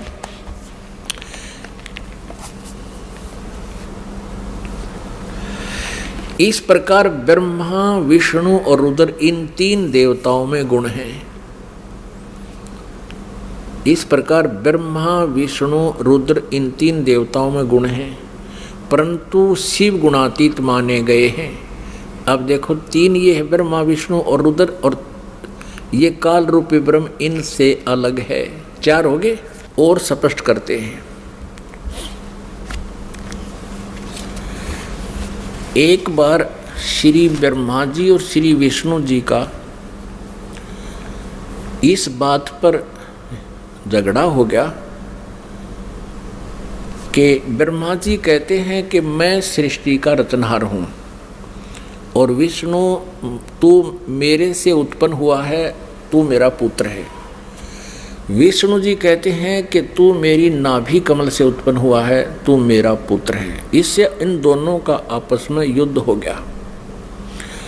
उस झगड़े का निपटारा करने के लिए इस काल रूपी ब्रह्म ने, इनके पिता ने इनके बीच में एक स्तंभ गाड़ दिया, एक लिंग खड़ा कर दिया, तेजों में स्तंभ बहुत लंबा, उसका कोई और छोर इन दोनों को नहीं मिला। तो इनका युद्ध तो बंद हो गया, उसकी खोज करने लगे कितना लंबा चौड़ा है। अंत में कहते हैं फिर कुछ देर के बाद ये शिव रूप में इसने प्रतिज्ञा की है काल ने कि मैं अपने वास्तविक रूप में कभी किसी को दर्शन नहीं दूंगा। इसलिए ये कभी ब्रह्मा रूप धारण कर लेता है, कभी विष्णु रूप धारण कर लेता है, कभी शिव जी का रूप धारण कर लेता है। तो वहाँ शिव जी रूप में आकर प्रकट हो गया और इन दोनों से कहा कि पुत्रों, तुमने अपने आप को भुला दिया है और तुमने जो सृष्टि और सतिथि के जो डिपार्टमेंट मुझसे लिए हैं, ये तुमने तप करके लिए हैं। और इसी प्रकार रुद्र और महेश्वर ने भी अलग अलग विभाग मुझसे प्राप्त किए। अब आपको दिखाते हैं विद्वेश्वर संहिता में, यही शिवपुराण, ये संक्षिप्त शिवपुराण गीता प्रेस गोरखपुर से प्रकाशित है। और वही हम पढ़ रहे हैं पहले जो आपको दिखाया था। हनुमान प्रसाद पोदार इसके संपादक हैं। अब हम फिर विद्वेश्वर संहिता पढ़ते हैं। ये विद्वेश्वर संहिता अब पृष्ठ नंबर 24 पे थोड़ी सी झलक दिखाएंगे। ये एक तेजों में लिंग यानी स्तंभ इनके बीच में खड़ा कर दिया काल भगवान ने, ब्रह्मा जी और विष्णु जी के। फिर ये स्वयं प्रकट हो गया। ये 25 पृष्ठ पे हम पढ़ेंगे। ब्रह्मा और विष्णु ने पूछा, प्रभो सृष्टि आदि 5 कृत्यों के लक्षण क्या हैं, यह हम दोनों को बताइए। भगवान शिव बोले, ये काल रूपी ब्रह्म सदाशिव इनका पिता बोला, मेरे कर्तव्यों को समझना अत्यंत गहन है, तथापि मैं कृपा पूर्वक तुम्हें उनके विषय में बता रहा हूँ। ब्रह्मा और अच्युत, सृष्टि, पालन और संहार, तिरोभाव और अनुग्रह, ये 5 ही मेरे जगत संबंधी कार्य हैं जो नित्य सिद्ध हैं। अब 26 पृष्ठ पे, ये 25 पे पढ़ा, अब 26 पे। अब यहाँ आइएगा। पुत्रों, तुम दोनों ने तपस्या करके प्रसन्न हुए मुझ परमेश्वर से। ब्रह्मा और विष्णु को ये सदा शिव काल रूपी ब्रह्म कह रहा है, पुत्रों तुम दोनों ने तपस्या करके प्रसन्न हुए मुझ परमेश्वर से सृष्टि और स्थिति नामक 2 कृत्य प्राप्त किए हैं, यानी 2 विभाग प्राप्त किए हैं। ये दोनों तुम्हें बहुत प्रिय हैं।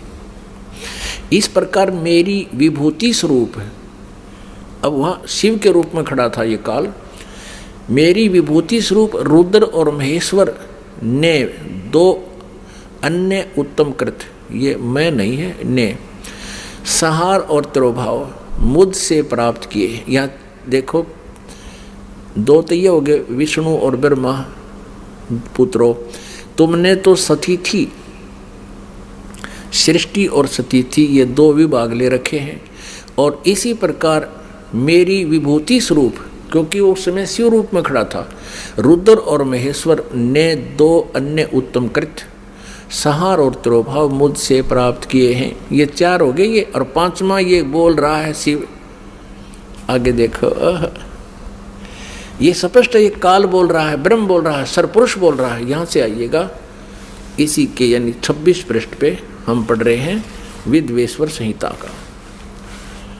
यहाँ देखिए, मैंने पूर्व काल में अपने स्वरूप भूत मंत्र का उपदेश किया है जो ओंकार के रूप में प्रसिद्ध है। वह मंगलकारी मंत्र है। सबसे पहले मेरे मुख से ओंकार यानी ओम प्रकट हुआ, जो मेरे स्वरूप का बोध कराने वाला है। ओंकार वाचक है, मैं वाच्य हूँ। यह मंत्र मेरा स्वरूप ही है। प्रतिदिन ओंकार का निरंतर स्मरण करने से मेरा ही सदा स्मरण होता है। मेरे उत्तरवर्ती मुख से अकार का, पश्चिम मुख से उकार का, दक्षिण मुख से मकार का, पूर्ववर्ती मुख से बिंदु का और मध्यवर्ती मुख से नाद का प्राकट्य हुआ। इन 5 अक्षरों से इस प्रकार 5 अवयवों से युक्त ओंकार का विस्तार हुआ है। इन सभी अवयवों से एकीभूत होकर यह प्रणव ओम नामक एक अक्षर हो गया। गीता जी अध्याय नंबर 8 के श्लोक नंबर 13 में गीता ज्ञानदाता ये ब्रह्म, ये सरपुरुष श्री कृष्ण जी में प्रवेश करके बोल रहा है, ओम इति एकाक्षरम। श्रीमद् भगवत गीता अध्याय नंबर 8 के श्लोक नंबर 13 में गीता ज्ञानदाता ये ब्रह्म है, ये सरपुरुष है, श्री कृष्ण जी में प्रवेश करके बोल रहा है, अपने पुत्र विष्णु के शरीर में, समझ लो। और ये कह रहा कि ओम इति एकाक्षरम ब्रह्म व्यवहारन माम अनुसमरण ये प्रयाति तजन देहम सयाति परमाम गतिम। माम ब्रह्म, मुझ ब्रह्म का केवल एक ओम अक्षर है, नथिंग एल्स। उच्चारण करके सिमरण करता हुआ ये प्रयाति तजन देहम सयाति परमाम गतिम, जो शरीर छोड़कर जाते समय इसका सिमरण करता हुआ जाता है, यानी अंत समय में भी इसी का सिमरण करता हुआ शरीर छोड़ता है। सयाति परमाम गतिम। वह मेरे ओम नाम से जो लाभ मिलना है वो परम गति प्राप्त होती है। इससे सिद्ध हो गया कि गीता जी को ये काल ही बोल रहा है जो ब्रह्मा विष्णु महेश का पिता है। और आगे देखो इन्होंने गड़बड़ी कहाँ की है, अनुवादकर्ताओं ने इसमें गलत मंत्र अड़ा दिया। हम इसको यहाँ पढ़ रहे हैं, इन सभी एवं से एकीभूत होकर वह प्रणव ओम नामक एक अक्षर हो गया। और गीता जी अध्याय नंबर 8 के श्लोक नंबर 13 में भी कहा है ओम इति एकाक्षरम ब्रह्म व्यवहारण माम अनुसमरण यह प्रियाति तदंदेहम सयाति परमागति। अब देखो इन्होंने यहाँ गड़बड़ कर दिया है कि इन्होंने ओम नमः शिवाय यह 5 अक्षर मंत्र बता दिया। ये गलत है, ये बिल्कुल गलत है। यहाँ लिखा है कि इन सभी एवं से एकीभूत होकर यह वह प्रणव ओम नाम एक अक्षर हो गया। ये गलत है, ओम नमः शिवाय ये मंत्र गलत है। ये शास्त्र विधि त्याग कर मनमाना आचरण है, ये नहीं करना चाहिए अपने। पुण्यात्मा, आज से 600 वर्ष पहले परमात्मा ने लगभग 600 वर्ष पहले यही अमृत ज्ञान अपनी अमृत वाणी में सच्चिदानंद घन ब्रह्म की वाणी में कहा था। श्रीमद् भगवद गीता अध्याय नंबर 4 के श्लोक 25 से लेकर 31 तक जो भी साधनाएं जिन साधकों ने की हैं, किसी ने देवताओं की पूजा की और कोई स्वाध्याय ही करता है, कोई प्राणायाम आदि करता है और कोई तीक्ष्ण अहिंसावादी व्रत करके ही अपनी साधना करता, जैसे मुंह पर पट्टी बांध कर नंगे पैरों घूमता है। कोई स्वाध्याय करता है, गीता जी का नित्य पाठ करता है, कोई वेदों के पाठ करता है, कोई किसी प्रकार की। कहते सभी साधक अपनी अपनी साधनाओं को पाप नाशक जानने वाले हैं। लेकिन चौथे अध्याय के 32वें श्लोक में कहा कि उस सच्चिदानंद घन ब्रह्म की वाणी में इन यज्ञों की जानकारी, यज्ञ माने धार्मिक अनुष्ठानों की जानकारी विस्तार से कही गई है। वो तत्व ज्ञान है। चौथे अध्याय के 34वें श्लोक में कहा है कि उस सच्चिदानंद घन ब्रह्म की वाणी में, यानी जो ज्ञान स्वयं परमेश्वर ने अपने मुखारविंद से बोला है, वो सच्चिदानंद घन ब्रह्म की वाणी ब्रह्मणे मुखे कहा गया है। वो तत्व ज्ञान है। चौथे अध्याय के 34वें श्लोक में कहा कि उस तत्व ज्ञान को तू तत्वदर्शी संतों के पास जाकर समझ। गीता ज्ञानदाता कहता मुझे पता नहीं। अब देखिए श्रीमद् भगवद गीता, गीता प्रेस गोरखपुर से प्रकाशित है। जयदयाल गोविंद का इसके अनुवादक हैं। अभी आपको दिखाते हैं चौथे अध्याय का 32वां श्लोक। अब हम पहले थोड़ा सा चौथे अध्याय का 25 से शुरू करेंगे, अच्छा समझ में आएगा। ये देखिएगा, अध्याय नंबर 4 श्रीमद् भगवद गीता। इस 25 में कहा है कि दूसरे योगीजन देवताओं के पूजन रूपी यज्ञ का भली भांति अनुष्ठान करते हैं। प्रउपास्ते माने पूजते हैं। इसका अर्थ है कि कुछ योगी साधक देवताओं की पूजा, यज्ञ माने धार्मिक अनुष्ठान करते हैं, ये पूजा करते हैं प्रउपास्ते। और अन्य दूसरे ब्रह्म अग्नौ यानी ब्रह्म की साधना करते हैं। ब्रह्म ये अपने हिसाब से लिख रहे हैं और यज्ञ के द्वारा ही आत्म स्वरूप का हवन किया करते हैं। 26 में कहा है अन्य साधक, योगी जन मन साधक, श्रोत्र आदि समस्त इंद्रियों को संयम रूप अग्नि में हवन किया करते हैं, यानी ज्ञान इंद्रियों को ही ये रोकने की चेष्टा करते हैं। दूसरे एक शब्द आदि पर, ये 26वें श्लोक में चौथे अध्याय के, समस्त विषयों को इंद्रिय रूप अग्नि में हवन किया करते हैं 27 में। और दूसरे योगीजन इंद्रियों की संपूर्ण क्रियाओं को और प्राणों की समस्त क्रियाओं को ज्ञान से प्रकाशित स्वयं योग रूप अग्नि में हवन किया करते हैं। यानी कुछ इसमें यह कहा कि कुछ लोग अपने श्वासों की क्रियाओं को आते जाते देखते रहते हैं, इसी को अपनी साधना मानते हैं, ध्यान रखते हैं उसके ऊपर। 28 में कहा है कि कई पुरुष धर्म संबंधी यज्ञ करने वाले भंडारे कर दिए कि धर्मशाला बनवा दी, और कुछ तपस्या करते रहते हैं, और दूसरे योग रूप यज्ञ करने वाले या केवल आसन, योगासन, योगा करते रहते हैं। इसी को अपना मोक्ष मानते हैं। ये 28 पढ़ रहे हैं हम, 28। और दूसरे कितने ही आचार्य ना कितने ही अहिंसावादी तीक्ष्ण व्रतों से युक्त यत्नशील पुरुष स्वाध्याय रूप ज्ञान यज्ञ करने वाले हैं, यानी स्वाध्याय करते हैं। गीता जी का पाठ कर लिया, वेदों का। 29 में कहा है, दूसरे कितने ही साधक योगी जन अपान वायु में प्राण वायु को, यानी प्राणायाम की क्रियाओं को हवन करते हैं, और प्राण वायु को अपान वायु में, और कितने ही नियमित आहार अल्पाहारी रहते हैं। प्राणायाम प्राण पुरुष और प्राण और अपान की गति को रोककर प्राणों को प्राणों में ही हवन किया करते हैं। वे सभी साधक यज्ञों के द्वारा पापों का नाश कर देने वाले यज्ञों को जानने वाले हैं। अपने आत्माओं, इन गीता अध्याय नंबर 4 के श्लोक 25 से लेकर 30 तक आपने पढ़ लिया।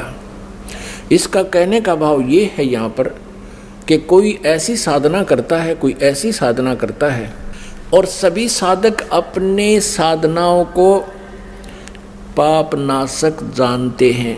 यदि वो ये समझें कि साधना ठीक नहीं है, पता लग जाए तो कोई ना करे इनको। तो अब बताया है कि चौथे अध्याय के 31वें श्लोक में कहा है कि जो साधना नहीं करते, भक्ति करते ही नहीं, उनको ना यहाँ सुख ना परलोक में सुख। अब चौथे अध्याय के 32वें श्लोक में कहा है कि जिन साधनाओं का वर्णन यज्ञों का 25 से लेकर और 30 तक किया है, इस प्रकार की अनेक प्रकार की विस्तार के साथ यज्ञों की जानकारी, यज्ञ माने धार्मिक अनुष्ठानों की जानकारी सच्चिदानंद घन ब्रह्म की वाणी में विस्तार से कही गई है, ब्रह्मणे मुखे। अब यहाँ अनुवादकर्ताओं ने चौथे अध्याय के 32वें श्लोक में गड़बड़ी कर दी अज्ञानता के कारण। उन्होंने ब्रह्मणे मुखे का अर्थ लिख दिया ब्रह्म की वाणी। लिखना था सच्चिदानंद घन ब्रह्म की वाणी में, यानी जो वेदों से अन्य है, क्योंकि श्रीमद् भगवत गीता का ज्ञान वेदों वाला ही है। और इसमें 2 प्रकार का ज्ञान है। एक तो इस ब्रह्म क्षर पुरुष का अपना मत है, और एक वेदों का ज्ञान है। जो वेदों वाला ज्ञान है वो वेदों से तुलना होता है तो वो सही है, और जो युद्ध करवाने के लिए इसने कुछ अटकलबाजी करके बताया कि ये मेरा मत है, ऐसी साधना जो कुछ भी इसने ज्ञान दिया है, तो वो मत, इसका भी मत अल्पज है ये भी, क्योंकि स्वयं कहता है कि उस तत्व ज्ञान को तत्वदर्शी संतों के पास जाकर समझ। इसको कंप्लीट नॉलेज नहीं है आध्यात्मिक ज्ञान का, गीता ज्ञान दाता को भी कंप्लीट नॉलेज नहीं है, इससे सिद्ध है। अब देखिएगा चौथे अध्याय का 31 और 32 श्लोक,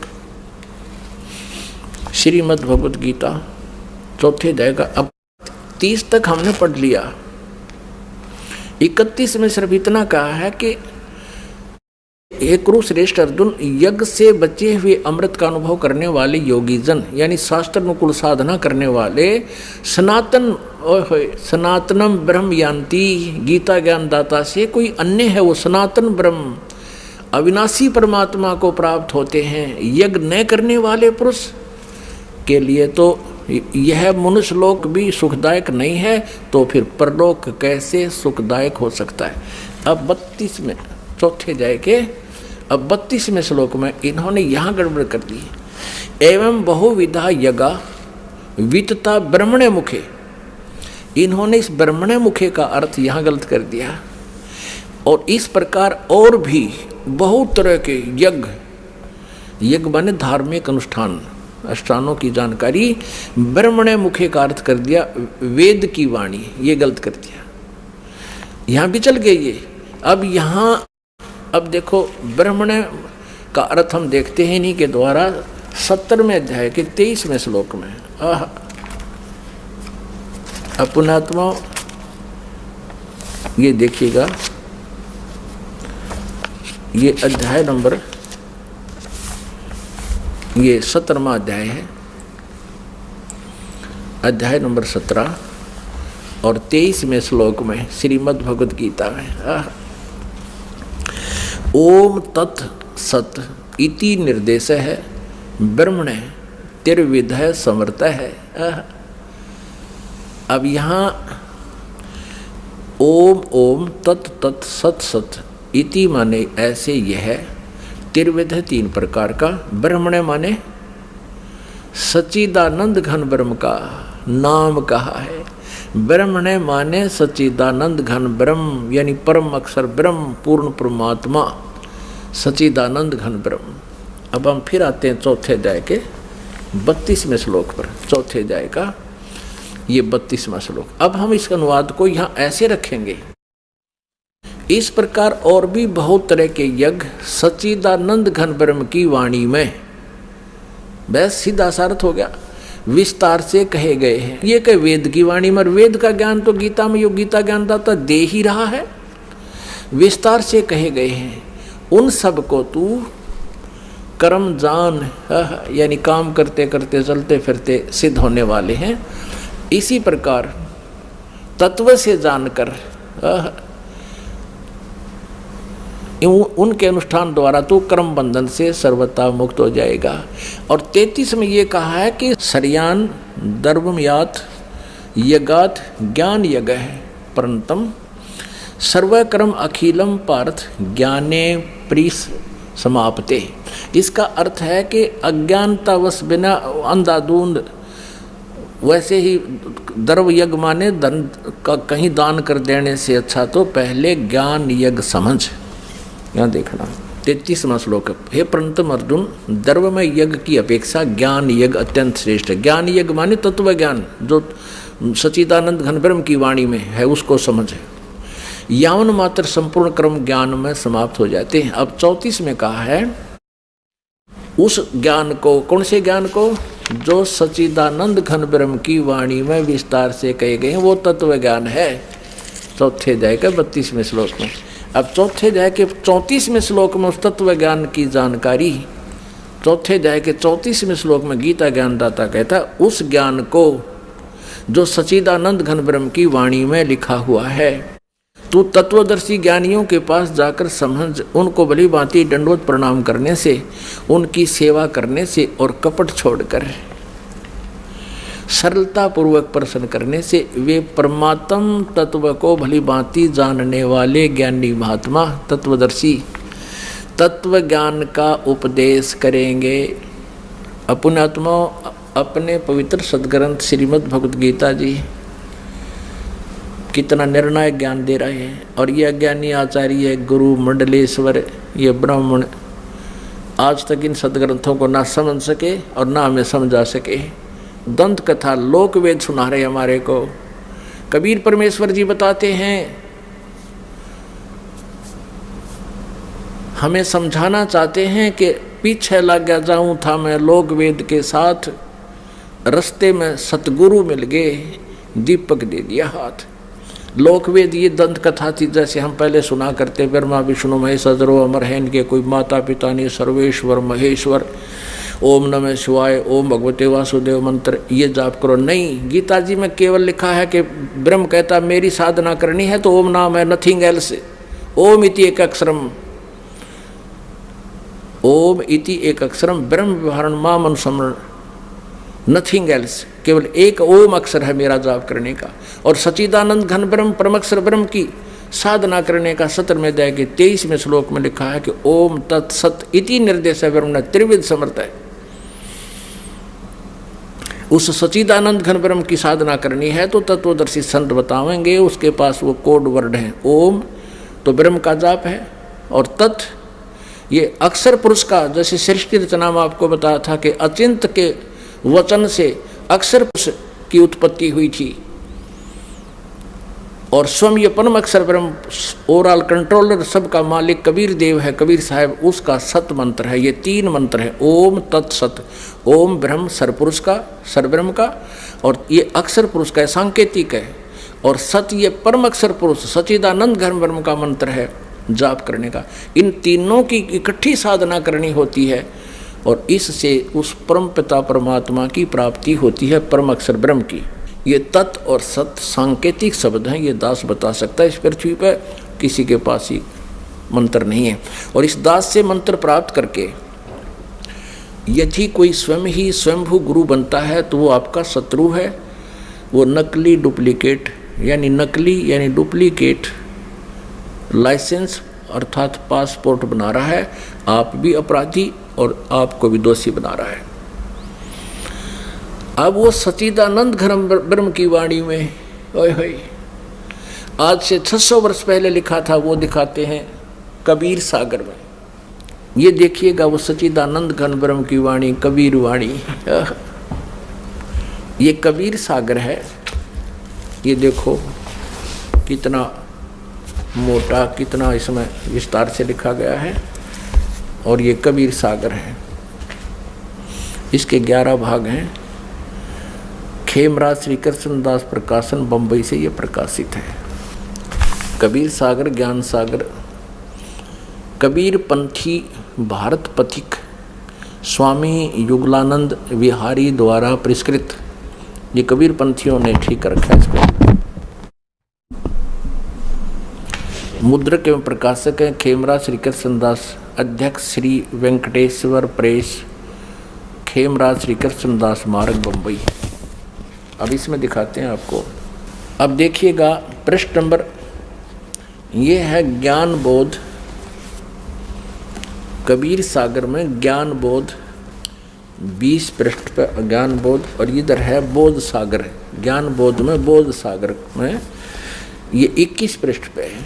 परमात्मा कबीर साहब ने अपने प्यारी आत्मा धर्मदास को बताया, धर्मदास ये जग बोराना, कोई न जाने पद निर्वाण। निर्वाण पद माने मोक्ष मार्ग। धर्मदास ये जग बोराना, कोई न जाने पद निर्वाण। यही कारण मैं कथा पसारा, जग से कहिए वो राम नियारा। ये नाम गलती से लिखा है, मिसप्रिंट है। यही ज्ञान जग जीव सुनावो, सब जीवों का भरम नसाओ। अब मैं तुमसे कहूँ चिताई, त्रिदेवन की उत्पत्ति भाई। तीनों देवता ब्रह्मा विष्णु महेश की जन्म बताता हूँ कैसे हुआ।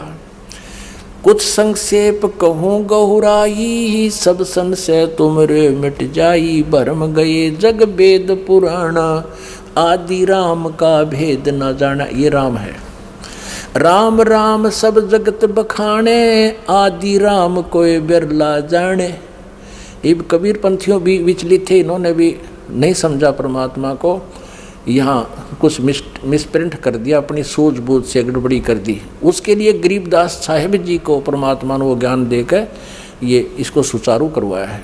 यहाँ से स्पष्ट है कि राम राम सब जगत कहे, आदि रामन सनातन परमात्मा सच्चिदानंद घन ब्रह्म को कहते, कोई बिरला जाने। राम राम सब जगत बखाने, आदि राम कोई बिरला जाने। ज्ञानी सुने सो हृदय लगाई, मूर्ख सुने तो गम न पाई। क्या बताते हैं कि मैं बताने जा रहा हूँ, ब्रह्मा विष्णु महेश के माता पिता बुद्धिमान होंगे, वो समझ जाएंगे प्रमाणों को देखकर, और मूर्ख मान्य ना करते, उनकी तो आदत होती है बकवाद करने की। माँ अष्टंगी पिता निरंजन, ये जम दारुण वंशन अंजन। पहले कीन निरंजन राई, पीछे से माया उपजाई। माया रूप देख अति शोभा, देव निरंजन तन मन लोभा।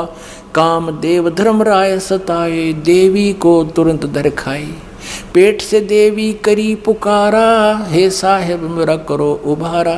पेट से देवी करी पुकारी, साहेब मोहे करो उभारी। टेर सुनी सतगुरता आए, अष्टंगी के बंद छुड़वाए। यहाँ वास्तविकता यह है कि टेर सुनी तहाँ हम आए, परमात्मा कहते हैं अष्टंगी के बंद छुड़वाए। अब 22 पृष्ठ पे ज्ञान बोध कबीर सागर। धर्मराय को हिकमत कीना, नखरेखा से भग कर लीना। अब कहते हैं उस काल ने उस दुर्गा के प्रजनन इंद्री स्वयं ही लगाई। धर्मराय करे भोग विलासा, माया को रही तब आशा। यानी दुर्गा प्रेग्नेंट होगी। 3 पुत्र अष्टंगी जाए, ब्रह्मा विष्णु शिव नाम धराए। ओए होए, 3 पुत्र अष्टंगी दुर्गा ने पैदा किए शिव काल के संयोग से, और ब्रह्मा विष्णु और शिव नाम धराए। 3 देव विस्तार चलावे, इनमें ये जग धोखा खावे। पुरुष गम कैसे के पावे, काल निरंजन जग भरमावे। 3 लोग अपने सुत दीन्या, सुन निरंजन बासालीन्या। अपने तीनों पुत्रों को 3 लोकों का राज देकर, पृथ्वी पाताल और स्वर्ग का, और स्वयं कहते ऊपर सुन में जा बैठा। सुन माने ऊपर, ठीक जहाँ और कोई ना हो, वो कम प्लेस में, जहाँ इसने 3 रूप बनाकर अपने 3 स्थान बना रखे। 3 देव सो उनको ध्यावे, निरंजन का वह पार न पावे। ब्रह्मा विष्णु महेश को अपने पिता की भी प्राप्ति नहीं हो सकी है, इसलिए उनको निराकार बता रहे हैं। ये अलख निरंजन बड़बट पारा, 3 लोक जीव करे आहारा। ब्रह्मा विष्णु शिव नहीं बचाए, सकल खाए पुन धूर उड़ाए। तिनके सुत हैं तीनों देवा, आंदर जीव करत हैं सेवा। अब परमात्मा क्या बता रहे हैं कि इन दुर्गा और काल के ये 3 पुत्र हैं, रजगुण ब्रह्मा, सतगुण विष्णु, तमगुण शिव जी। और अंधे जीव इन्हीं की पूजा करते हैं। अंधे माने ज्ञानहीन प्राणी, और इन्हीं को सर्वेश्वर मानकर इनकी पूजा करते हैं। फिर देखिए, तिनके सुत हैं तीनों देवा, आंधर जीव करते हैं सेवा। सेवा माने पूजा। ये अंधे ज्ञानहीन, तत्व ज्ञानहीन प्राणी इन्हीं काल के 3 पुत्रों की पूजा करते हैं। अकाल पुरुष काहू नहीं चीन्या, काल पाए सभी गए लीन्या। ऐसा 3 देव और असुर अवतारा, ताको भजे सकल संसारा। कहते हैं इन 3 देवताओं ब्रह्मा विष्णु महेश और असुर और अवतारा, और इन्हीं के अवतारों को ताको भजे सकल संसारा। 3 गुण का यह विस्तारा, धर्मदास में कहो पुकारा। अब परमेश्वर कबीर जी कहते हैं गुण 3 की भक्ति में ये भूल पड़ो संसार। कहे कबीर निज नाम बिना कैसे उतरो पार। अब परमात्मा ने कहा कि 3 गुण का ये विस्तारा, रजगुण ब्रह्मा, सतगुण विष्णु, तमगुण शिव जी। गुण 3 की भक्ति में भूल पड़ो संसार। कहे कबीर निज नाम बिन कैसे उतरे पार। निज राम बिन, निज राम नाम कहो।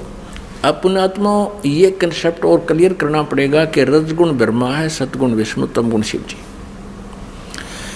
और फिर गीता जी का थोड़ा सा भेद आपको देंगे। गीता जी में यही प्रमाण है 3 की रचना का, जन्म का। ये देखिएगा मार्कंडेय पुराण में ये 3 गुण क्या हैं ये दिखाते हैं। यह मार्कंडेय पुराण गीता प्रेस गोरखपुर से प्रकाशित है। गीता प्रेस गोरखपुर से प्रकाशित है। इसके 123 पृष्ठ पर आपको दिखाते हैं। ये पृष्ठ 123, और यहां पर देखिएगा मार्कंडेय जी बोले, मार्कंडेय जी बता रहे हैं। हम यहां आ जाते हैं। इस प्रकार, इस तरह स्वयंभू परमात्मा की 3 अवस्थाएं होती हैं। रजोगुण प्रधान ब्रह्मा, तमोगुण प्रधान रुद्र और सत्वगुण प्रधान विश्वपालक विष्णु हैं। ये ही 3 देवता हैं और ये ही 3 गुण हैं। कितना स्पष्ट कंसेप्ट क्लियर हो गया। और भी क्लियर करते हैं, क्योंकि जब तक ये कंसेप्ट कति क्लियर नहीं बोलेगा कि रजगुण ब्रह्मा, सतगुण विष्णु, तमगुण शिव जी, तब तक यह बात सिर चढ़े नहीं कि गुण 3 की भक्ति में ये भूल पड़ो संसारे। कहे कबीर निज नाम बिना कैसे उतरो पार। ये श्रीमद् देवी भागवत हिंदी टीका से थी, इसमें संस्कृत भी साथ है, प्रथम भाग है। और ये कहाँ से प्रकाशित है? अथ देवी भागवतम सभाष्टीकम समातम। यह खेमरा श्री कृष्ण दास प्रकाशन बम्बई 4, यहाँ से प्रकाशित है। अब यहाँ आते हैं इसके 3रे स्कंद में। अथ श्रीमद् देवी भागवते भाषा टीका युक्ते 3य स्कंद है प्रारंभते। अब 3रा स्कंद प्रारंभ होता है। इसमें प्रश्न नंबर 11 पर ये है 11 पृष्ठ और भाषा टीका युग तृतीय स्कंद अध्याय 5 का, और मंत्र नंबर 8 है। ये 7वां यहाँ समाप्त हुआ श्लोक और 8वां प्रारंभ होता है। भगवान शंकर अपनी माता दुर्गा से कह रहे हैं, हे माता, यदि हमारे ऊपर सदा आप दयायुक्त हो तो हमको तमोगुण में किस प्रकार प्रदान किया और ब्रह्मा रजोगुण और हरि सतोगुण युक्त क्यों किए। अब यहाँ देखिएगा, ये संस्कृत है, वो हिंदी पढ़ी संस्कृत है। ये 7वां समाप्त हुआ, 8वां प्रारंभ हुआ। यदि दया धर्मना न सदा अंबिके कथम अहम विहित च। अहम माने मैं किस प्रकार बना दिया। तमोगुण है, तमोगुण। और कमल जय, कमल से उत्पन्न होने वाले ब्रह्मा को रजोगुण संभव, रजोगुण क्यों बना। सुवित किमु सतोगुण हरि, और विष्णु जी को आपने सतोगुण क्यों बनाया। आप जी ने श्रीमद देवी भागवत में ये स्पष्ट क्लियर हो गया, और श्री शिव पुराण में स्पष्ट हो गया कि प्रकृति और प्रधान दुर्गा को कहते हैं, और तीनों गुण रजगुण ब्रह्मा सतगुण विष्णु तमगुण शिव जी। तो अब आप जी को श्रीमद् भगवत गीता में दिखाते हैं कि प्रकृति दुर्गा और इस काल रूपी ब्रह्म जो गीता बोल रहा है श्री कृष्ण में प्रवेश करके, इन दोनों के संयोग से इन तीनों गुणों रजगुण ब्रह्मा सतगुण विष्णु तमगुण शिव जी की उत्पत्ति हुई। देखना, क्योंकि श्रीमद् भगवत गीता दिखाते हैं। श्रीमद् भगवत गीता में आप जी को दिखाते हैं, ये 14वें अध्याय का, ये देखिएगा अध्याय 14 का 3, 4, 5 या 3। हे अर्जुन, मेरी महत ब्रह्म रूप मूल प्रकृति, प्रकृति दुर्गा सभी प्राणी भूतों यानी प्राणियों की योनि अर्थात गर्भाधान स्थान है। मैं उस योनि में चेतन समुदाय रूप गर्भ को स्थापन करता हूँ। उस जड़ चेतन के तत्व मन उसके संयोग से सब प्राणियों की उत्पत्ति होती है, भूतों की उत्पत्ति होती है। 4 में, हे अर्जुन, नाना प्रकार की सब योनियों में यानी शरीरों में जितनी मूर्तियां अर्थात शरीरधारी प्राणी उत्पन्न होते हैं, प्रकृति तो उनकी गर्भ धारण करने वाली माता है, उन सब की दुर्गा। दुर्गा तो उनकी माता है, मैं बीज स्थापन करने वाला पिता हूँ। आगे देखो 5वें में, हे अर्जुन, सतगुण विष्णु रजगुण ब्रह्मा और तमगुण शंकर, ये प्रकृति से उत्पन्न दुर्गा से उत्पन्न तीनों गुण यानी तीनों देवता अविनाशी जीव आत्मा को शरीर में बांधते हैं, यानी कर्मा उनके अनुसार ये इन तीनों रजगुण ब्रह्मा सतगुण विष्णु तमगुण शिव जी ये दुर्गा से जन्मे हैं, इनका जन्म हुआ है। और कर्मानुसार शरीर में यानी कर्म दंड के आधार से हमें यहाँ पर रखते हैं। अपने आत्माओं, परमात्मा कहा करते थे कि मेरी बात कहते हैं या दुनिया अजब दीवानी, मेरी कही एक ना मानी। क्या कहा करते परमात्मा, निरंजन धन तेरा दरबार, निरंजन धन तेरा दरबार, जहाँ पर तनिक ना न्याय विचार। कबीर परमेश्वर पूर्ण ब्रह्म परम पूज्य कबीर परमेश्वर जी 600 वर्ष पहले कहा करते रहे, काल तेरा नाश जाइयो, तने कैसा जुल्म कर रखा है। इस ज्योति निरंजन को कहा करते थे कि इस तेरे लोक में कितने तिनक भी न्याय नहीं है, तूने सबको भ्रमित कर रखा है, सबको झूठ कपट के आधार से रोक रखा है, और इन झूठे गुरुओं से झूठा ज्ञान तूने जनता के अंतःकरण में बरवा दिया। और ये भोली जनता इन झूठों को सच्चा मानते हैं और मेरी नहीं मानते। निरंजन धन तेरा दरबार, निरंजन धन तेरा दरबार जहाँ पर तनिक न न्याय विचार। वैसा ओढ़े मुल मुल खासा गल मोतियों के आर। वैसा ओढ़े मुल मुल खासा गल मोतियों के हार। पति भरता को मिले न खादी ये सूखा निरस आहार। निरंजन धन तेरा दरबार निरंजन धन तेरा दरबार जहाँ पर तनिक न न्याय विचार। पाखंडियों की पूजा जग में संत को कहें लबाड़े। पाखंडी की पूजा जग में संत को कहें लबाड़। अज्ञानी को परम विवेकी और ज्ञानी को मूढ़ गंवार। निरंजन धन तेरा दरबार निरंजन धन तेरा दरबार जहाँ पर तनिक न न्याय विचार। कह कबीर सुनो भई साधो या सब उल्टा व्यवहार। कहे कबीर सुनो भई साधो या सब उल्टा व्यवहार।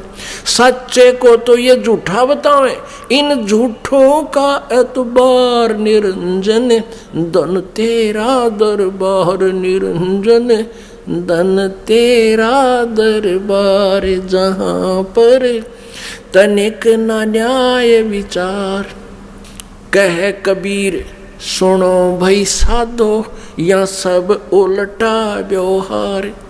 कहें कबीर सुनो भई साधो या सब उल्टा व्यवहार।